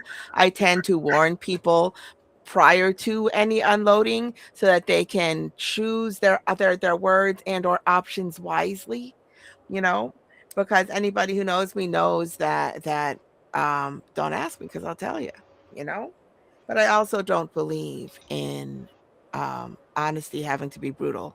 There's a way to say things that doesn't mean complete annihilation. If you push me, I will go full freaking evisceration and then laugh while you bleed at my feet. If you push me into it, that's not my happy place. I am just saying. But yeah, I tend to, the way I say things, opposed to biting her tongue usually results in bystanders getting hurt. Yeah, if you don't know me, I'm very matter of fact, and my tone can sometimes be interpreted as abrasive. And I've got a loud mouth and I use all the curse words. Just because I say fuck doesn't mean I'm saying fuck you. I'm just saying they are two very different things. And but sometimes I catch people off guard, and I don't really tend to let people get away with shit. I don't do it's cruel to be kind. I just kind of be like, listen, I need to let you know something. I am so sorry, and not everybody appreciates that. People like their facades. People like to live behind the mask. People like for other people to think they have all their shit together. So when I don't realize that they're trying to show that, I'm like, sweetie, are you okay? And they look at me like, where did that come from? And then I tell them, I'm sorry that I don't see you with your shit together. I see you kind of a little frazzled. Then and I'm gonna ask if you're okay. If I give a shit, if I don't give a shit, fuck you. But it catches people off guard, and then I'm the bad guy.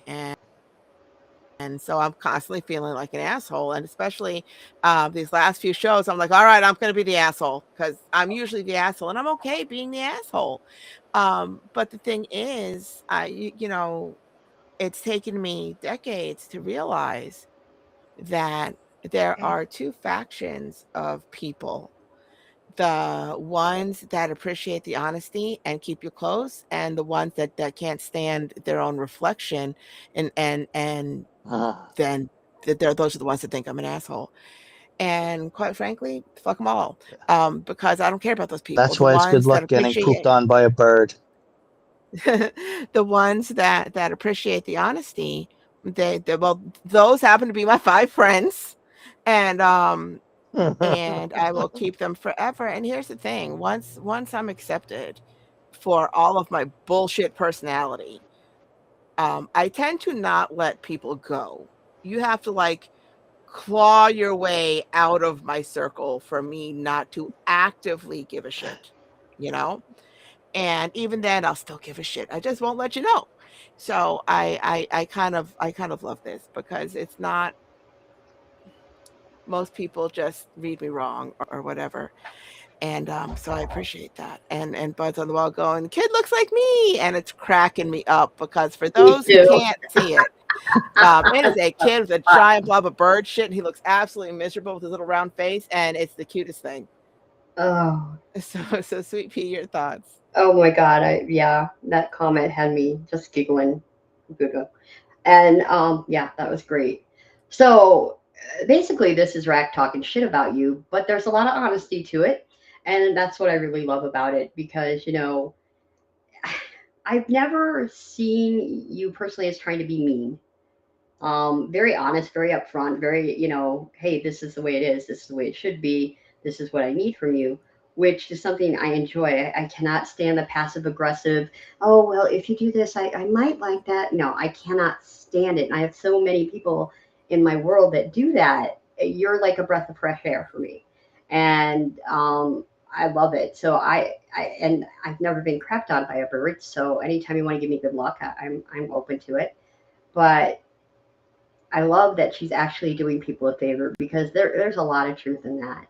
And say thank you for such thoughtful behavior because there are so many things. I mean, you should be thankful, for somebody who's willing to fight for you, who's willing to say, hey, I know you're off kilter. What is going on? Don't try to lie to me. I can hear it. I can feel it. And, even if it's going to smack you in the face and go, oh, God, what an ass I was. I don't think you're being the asshole. I think you're really pointing out the fact that No, you should recognize they're the asshole. And I really like that about this is, she's pay turning. attention to your own behavior. Think about it. She's she's turning it into a teachable moment. Yeah. Know is that sometimes we all have great days, and sometimes we are not, lined up with the timing of those things, and life. Understand, it's not like I don't have moments. It's like I don't, I would rather, I would like to think we would all rather, you know, give somebody a minute and have a conversation than to go full on and torture friendship over nothing, you know? And we all know people who would. I've had somebody sit there, but I can't talk to you. When I said I have a question, just to clarify, we went over this and we said we were going to handle it A, B, C, D, E, F, G, and then you did what you wanted anyway. I mean, we went over the minutes. It took 15 minutes to go over the minutes of our meeting, and then this is what we agreed upon, and you did, but you did the opposite of that. And then they literally cried at me and told me they can't speak to me without somebody else present. Oh, all right then. I'm so sorry that you're so afraid of me over the internet. Yeah. So, sometimes I rub people the wrong way and I ain't mad at it. Those people are not my people. Not your people indeed. But lovely, lovely to be, I'd rather be in your inner circle than outside of it because I think you're, just honest and right there. So, Rack, you did a great job with this. So I am up. I'm up, I believe. I am. Unlike Rack, but we will listen to this now as I go on and on. So, this is when gossip speaks the gospel. With the chickens fed and the horses watered, she started the oven for tonight's pot roast and red potatoes. Outside the kitchen window, she watches the tangerine hues of the sunset and remembered a time when butterflies used to flutter in her stomach, watching rows of corn release his tractor and allow him to come home. Dinner was served with small talk and awkward silence. No talks of next week's trip to the tractor pull. With dishes done, arguments fun, no longer lovers for the refusal of a nursery in green and yellow. Lies don't keep secrets in backdoor alleys, simply packaged and sold as heroin for gossip junkies, for church ladies and busybodies at picnics and choirs. Drinking buddies and hunting brothers offered advice. They were the short straws drawn. The odds increased by 4 to 1. At the bar, he sat with a beer, waiting for her to finish her hair.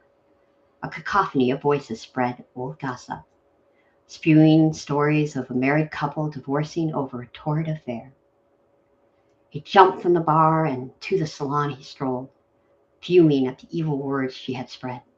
Hysteria met him as soon as he opened the door. Screaming for his wife and in a gentle voice, she gave him some advice. Don't scold those who gossip. They are addicted for life. I spoke to our neighbors about our current strife. There are people on your side and those who choose your wife, but I still refuse to name our son after your tractor, John Deere for life. Info. That's funny.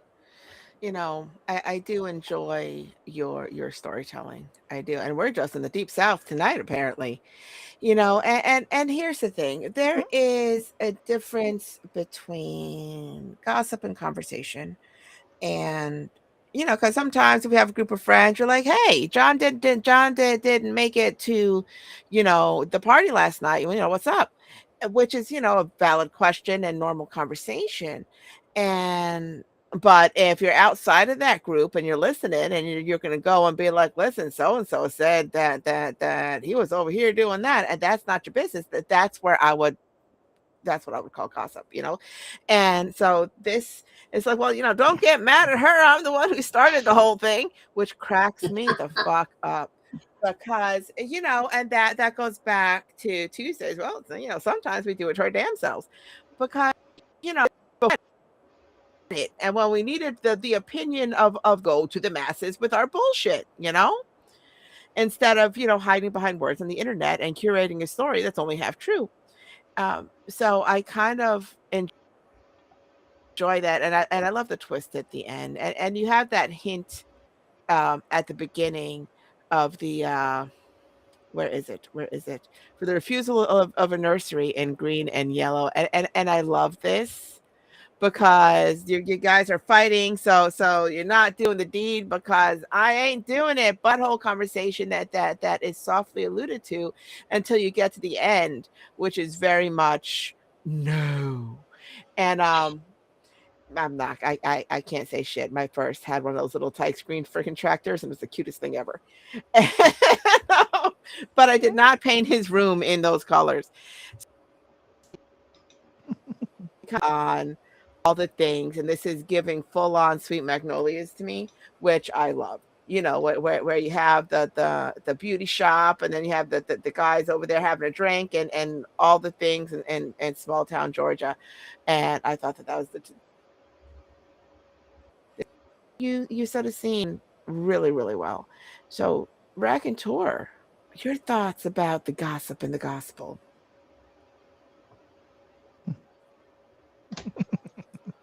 I mean, nothing runs like a deer.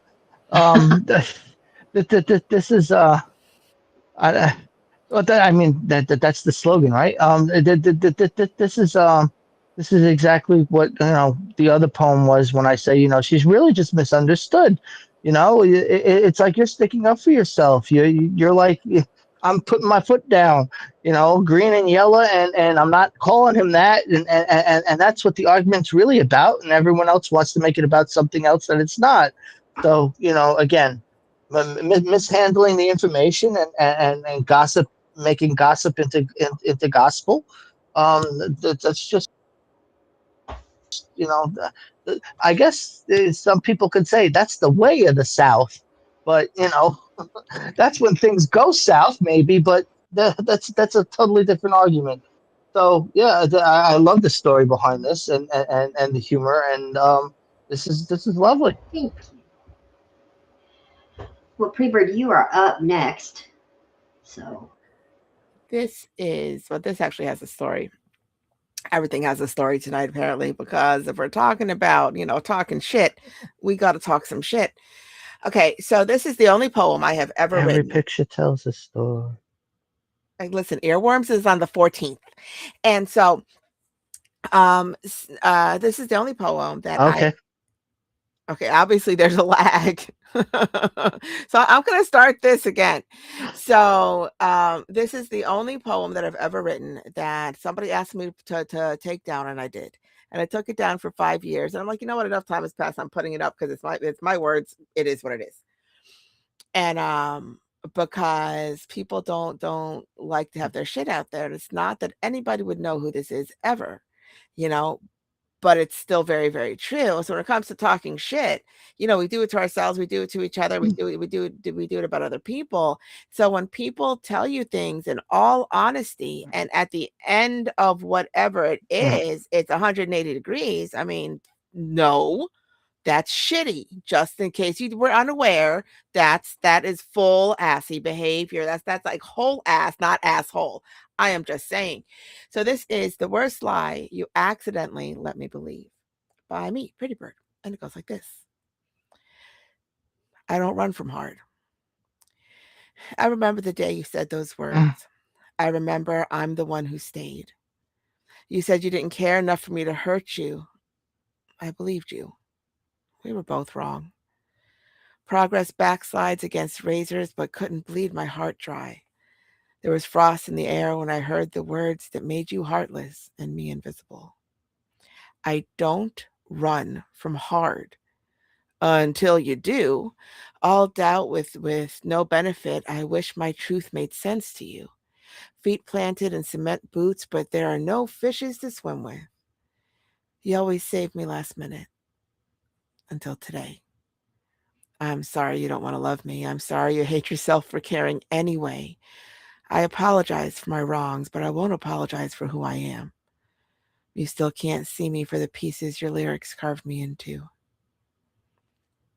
I don't run from hard. But you don't stay either, though I never left your mind for long. Thrown away like garbage if garbage were nothing, but garbage is something more than you ever let me believe I was. I don't run from hard. Beaten, bloodied, and on my knees, I acquiesce, barely breathing. I still can't run. So I close my eyes, reminding myself that you are detrimental to my emotions. It doesn't stop the tears binding me to apparitions. A part of me, always. I still feel you. I don't run from hard, so I'm crawling blind, trying to set you free. And poem. that was freaking amazing. It's really hard to hear and really devastating to the heart. But I tell you what, stand in those silent boots and keep on going. Um, Even if there aren't any fish to swim with, I really like that line. Um, but sometimes you do. You don't run from hard, but people aren't able to stay with you. Um, and you believe them all along that they're what they said and what came out of their mouths, and the I love yous and I'll take care of you and you're the greatest and all of that. And then all of a sudden you seem to be invisible and nothing. And that is a feeling that just breaks me. You still can't see me for the pieces your lyrics carved into me. You did this. You're the one that said all of these things. You're the love song I believed in. You turned out to be a jackass. But you're not. I can't stay because I'm not garbage. I can't stay. You know, I'm not the one running. But I'm still crying. I still feel you. And I'm crawling blind trying to set you free. Because how do you let that go? How do you let that go free when it's so deep and it's so personal and you so believed and you had all the trust and you're not the one running away? I mean, this is just heart-wrenching and beautiful. Great, great, great writing. Rack, your thoughts. I mean, I love the sterling use of language. I believe double negative with the lie you almost let me believe. It's like, wait a minute. Think about that for a second. So yeah. Accidentally. Say again. Accidentally. I know I misquoted you. Okay. Well, it's still the intention that comes through the idea of this, the emotions that pass between, and someone showing and then ending up just showing who they really are in the end, and you know I mean, uh, it was it, it's a heartbreaking story in one sense, but again, it's like you say, there's the truth behind it. It's not an exaggeration. It's uh, a telling of just how you were treated, and it's emotional, but again, it's honest, and that's what I love about the way you write all the time.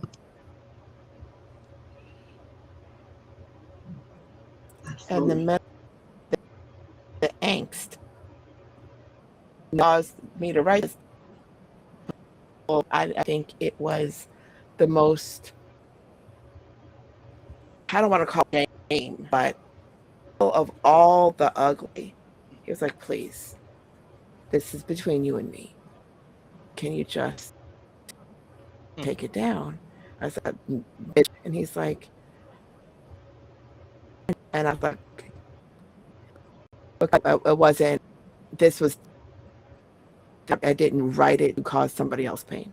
It's not, again, people don't Right. like their own reflection, but yeah, so 5 years, I let that sit in the shadows, and about time. Yeah, it's very, very poignant and heartbreaking and truthful and all the many things that you write about. I mean, you're so talented with it. It's insane. I much appreciate it. So I am up with 10 Shades of Lies by Sweet Pea. Did you know that I loved you?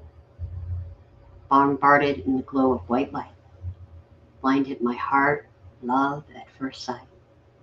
Giddy and childish, I ran straight ahead, sacrificed all, left nothing unsaid. Blindly, I believed in the dream, even as we unraveled at the seams. Shadows began to dance in the round, laughing and pointing at me, the clown. My world went white to gray, lie after lie, choking my airways. Teardrops turned sadness into acid rain. I cursed you with loneliness and pain. Feel the cold steel tip of my blade. Die slowly, my love. Absorb my rage. Did you know that I loved you? End poem. That is such a painful question. It really is. Um,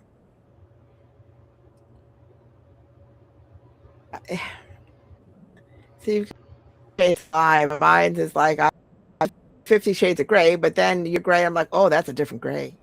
Because my world went white to gray. And here's the thing. When things burn, and and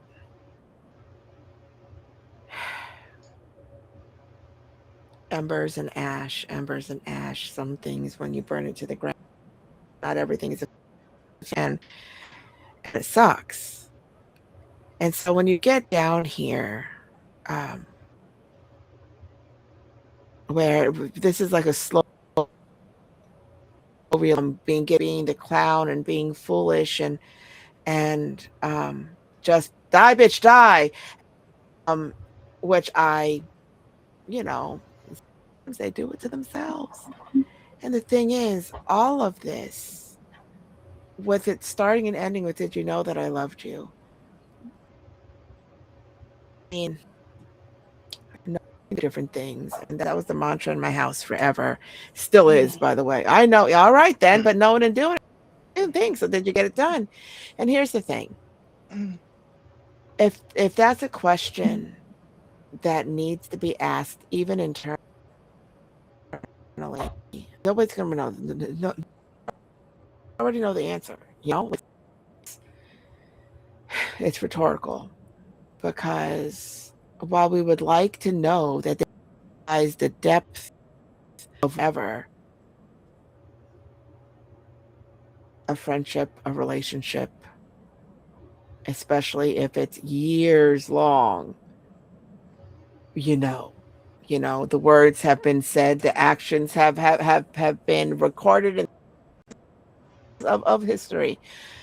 It absolutely sucks, because I don't know that any answer to that is good enough. Yes, no.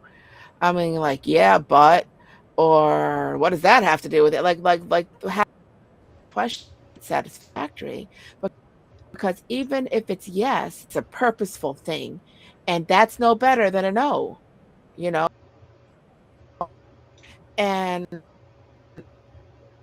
contemplate when you go from being bombarded bombs to believing the dream and being all comes with a lot of joy, but when the good stops outweighing the bad, and the foundation falls, and all of the things, it is all we can do to scrape ourselves knees on the rubble, just trying to find footing to stand up straight. And nobody can, we can't lean on what we used to lean on, because that's what is embedded itself in the through the pain sucks. And that question breaks my heart. Mhm. I pros, cons, pros, cons, pros, cons, because it is different. Do you know that I love you? It's like, well, when you were doing that, did you not? Because this leans towards the possibility, it allows for a new foundation away from the rubble. It allows for a bit of hope, even though it doesn't sound like there is, but it does, because you're not in that thing. You're not in that, you're already at the die, you know?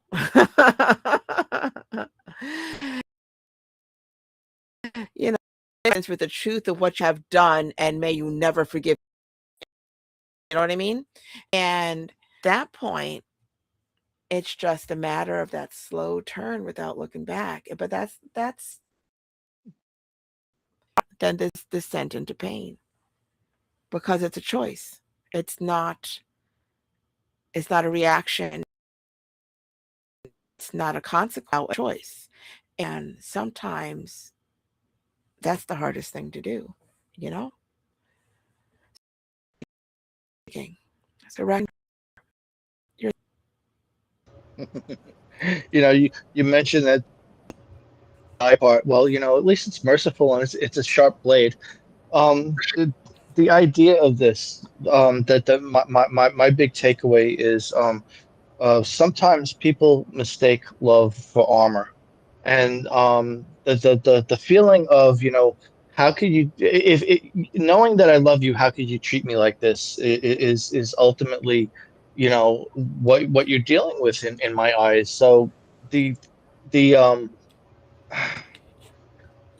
the reality of that, the how did we wind up here, is what stings more than anything because again, it has to do with the belief in the faith and what you put into it, and this is not how you treat someone that you love.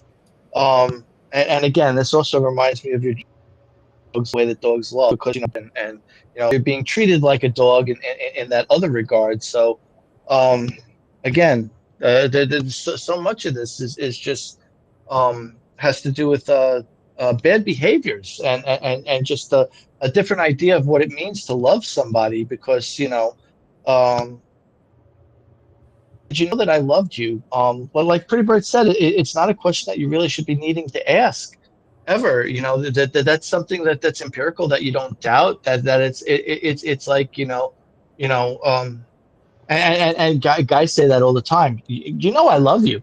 It's like we're certainly not acting like it, like Pretty Bird says. It's acting isn't doing, and yeah, that speaks of that, and this speaks of the feeling of betrayal more than anything to me.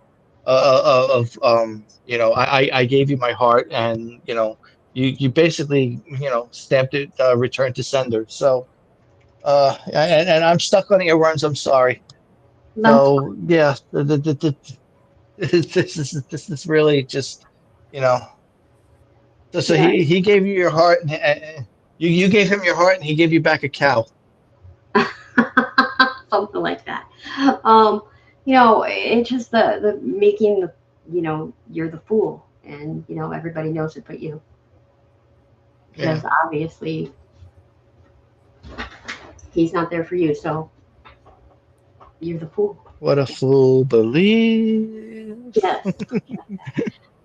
Pretty Bird, you are up again. This is, oh no, I've said too much and you're not singing it, Rack. Okay. It by me, Pretty Bird. It goes like a whisper frustrate leads to resentment again. But I never said those things. Not that way. You listen like you hate me. I speak to you with love. Maybe you judge my intention by your doubt or your sins or whatever it is you're. You don't perceive my care when you're guarded. You don't believe my love when you are guilty. So how many times do I have to say the you refuse to believe? If you see me as spiteful, vindictive, unkind, and mean, how am I supposed to see you? You stay silent and I lose my words between a whisper and a sigh of frustration that leads to resentment unspoken. And poem. Okay, so here's a secret that you don't know. This is printed and on my desk. I call this my self-reflection because it's things like, you listen like you hate me, yet I speak to you with love. Or whatever it is you're afraid of. But it's not in the words, it's in the perception. You don't perceive my care when you're guarded. You don't believe my love when you're guilty. And I absolutely love, if you see me as spiteful, vindictive, unkind, and mean, how am I supposed to see you? Because that's what you're regurgitating to someone. This is who you are in my eyes. Well, if you're somebody that I believed in me, then why do you see me this way? And how am I supposed to see you? Because I see you as a traitor, somebody that lied to me the whole time. And I really, this is, of all your stuff that I love, this is the one I printed, and it sits on my desk. So, Rack, your thoughts. I am honored. Yeah,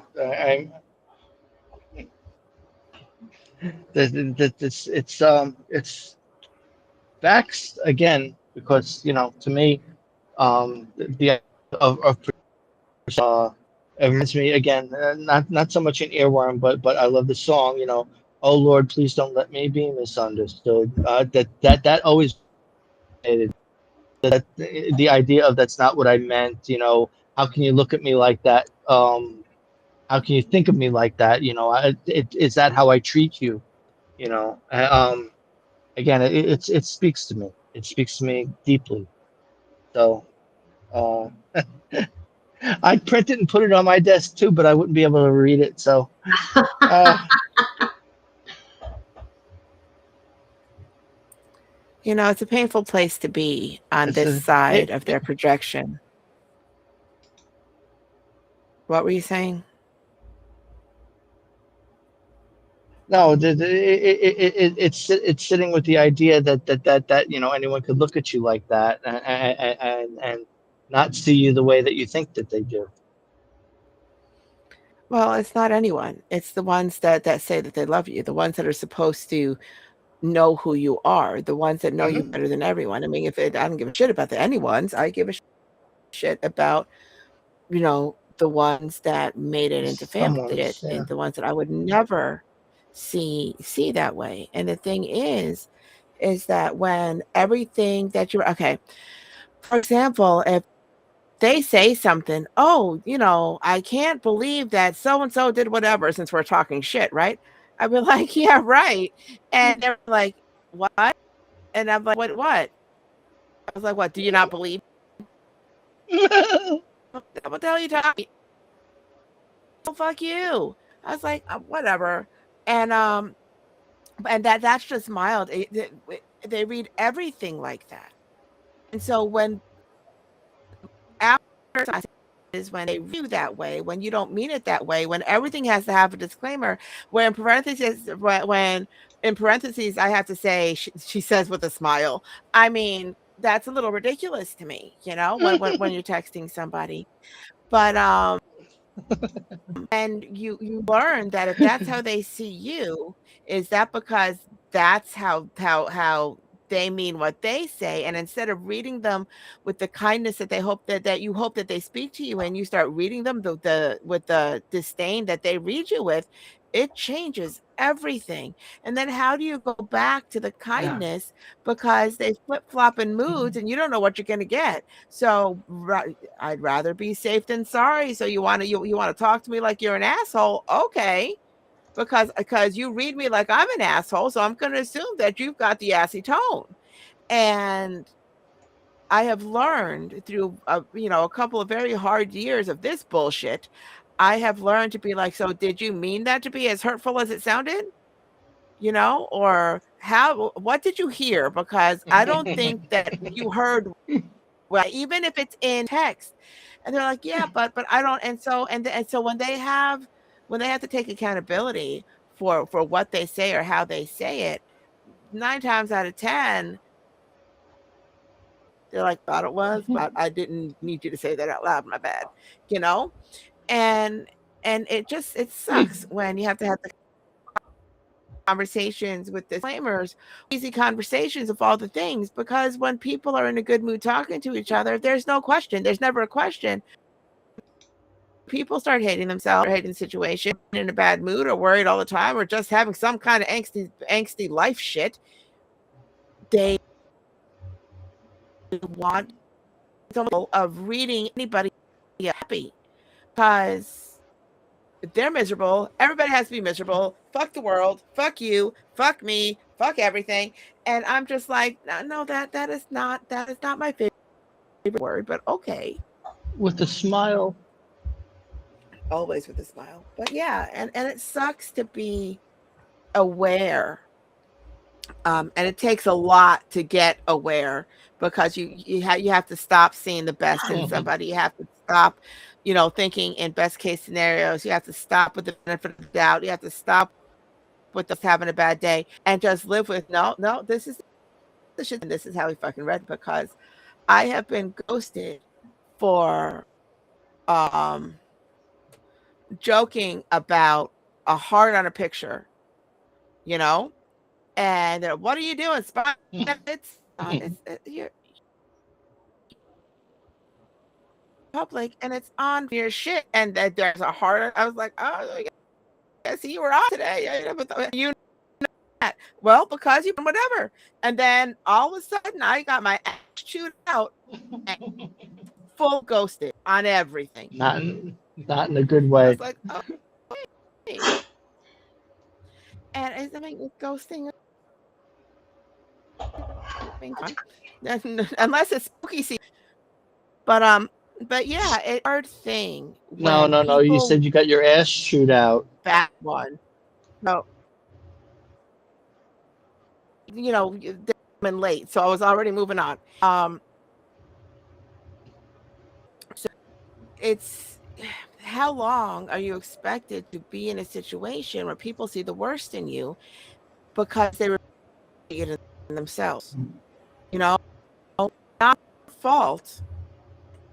You're the whipping post, and they come out, well, you used to be so nice. Oh yeah, well, so did you.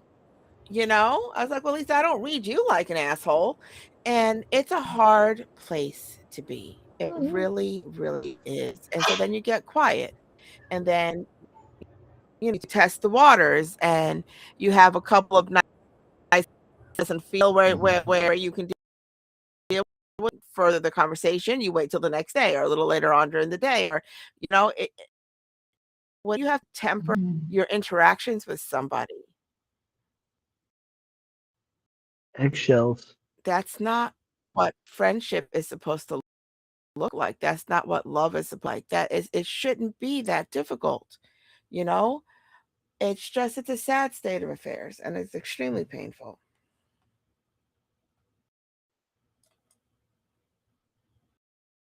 okay. You are up with your third one, dear.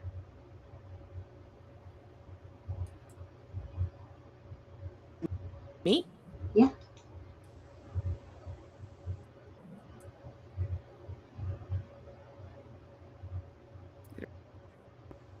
Today.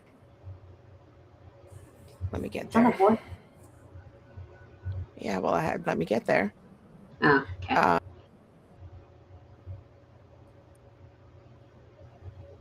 No, it's not. I have it on mine. Okay, that doesn't make it. Oh no, I've read too much, or I said too much. I one. Oh. Never mind then. That's also a song, by the way. Yeah. Okay.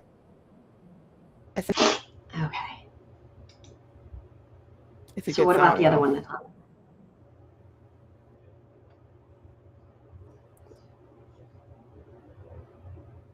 You want to do the other one? What about it? Do you want me to put that one up? Let me grab that one. I put the one on. No, I'll grab it. Okay. You could both grab it. You can Oh. in the chat. I mean,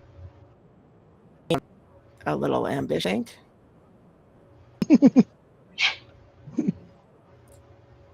Just lonely. OMG. All right. This is all the cows. This is cowhands, cowgirls, and lion. Oh my. Because it was how many cows can you put in a poem? So I'm warning you now, there's a lot. It goes like this.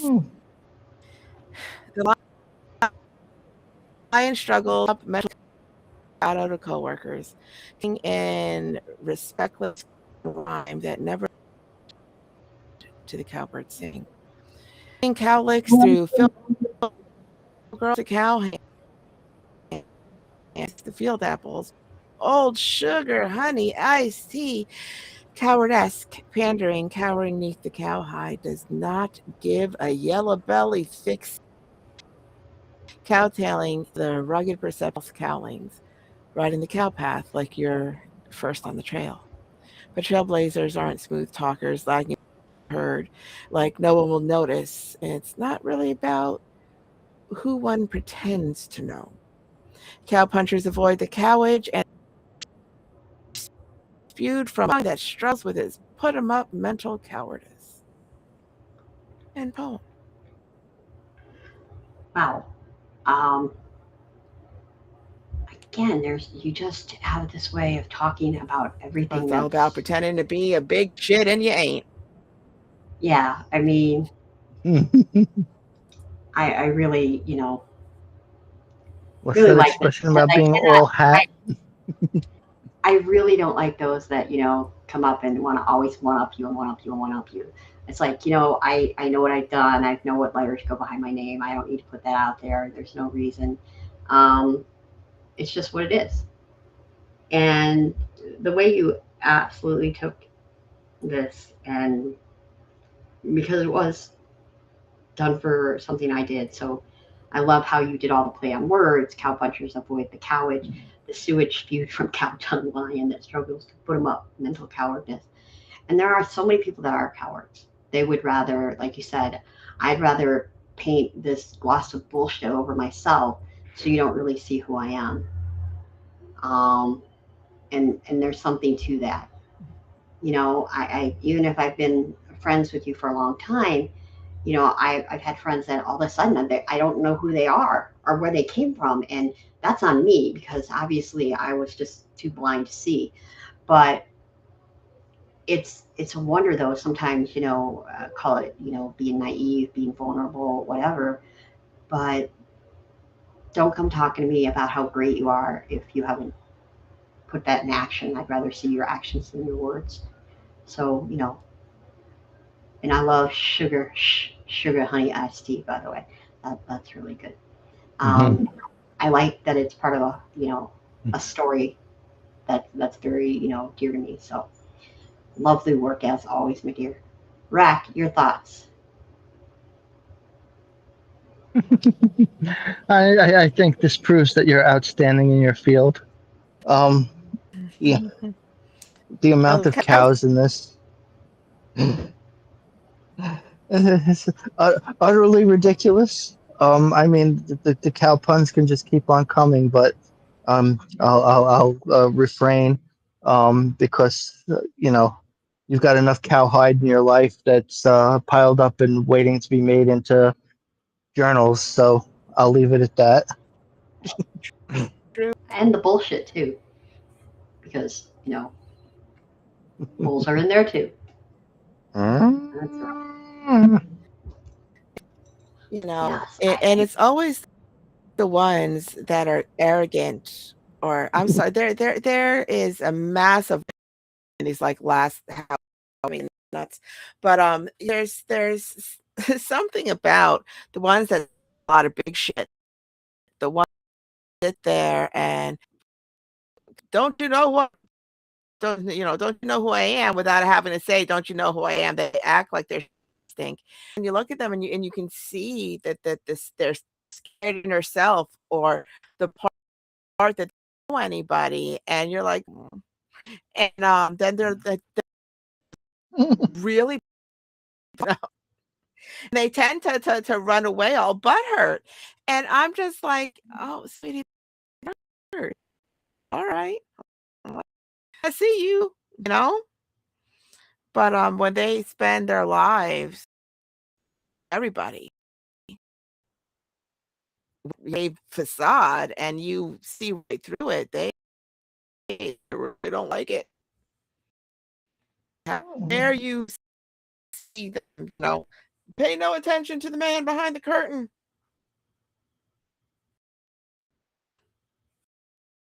Don't talk to the man behind the On curtain. Cowabunga, there's There's always an Oz or a wizard or something, always or somebody who thinks they're the wizard that can solve all of your problems. yeah, he was just a giant king of bullshit. That's right. Um, so that actually kind of going to end our show tonight about gossiping and everybody talking shit. It was a lot of fun. We had a great time. The discussion was lively and the poems were fantastic. So I am just going to go real quick. Freebird, what is on Tuesday night? Is if it makes you, the hell are you so sad? We can just do titles. I mean, we're late, so that's coming up on. And on Thursday is all about family heirlooms and how they make you feel and why you're emotionally attached to them. And then Friday is our storytelling night where it's about earworms part 2.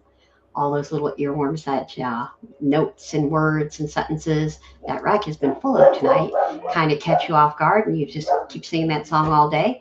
That will be Friday the 14th. And everyone, absolutely everyone listening, give us your stories. We want to hear them. We want to know your favorite earworm, because we're going to start doing some ditties and all of that. So that should be a great night. So look for us everywhere you see your podcast or hear your podcast. We are on Facebook, we are on Twitter, and we are on YouTube. Follow the Red Shoes. Leave your opinions on our opinions. We would love to hear them. Leave us the hearts, leave us the love, leave us whatever you'd like. We'd absolutely appreciate it.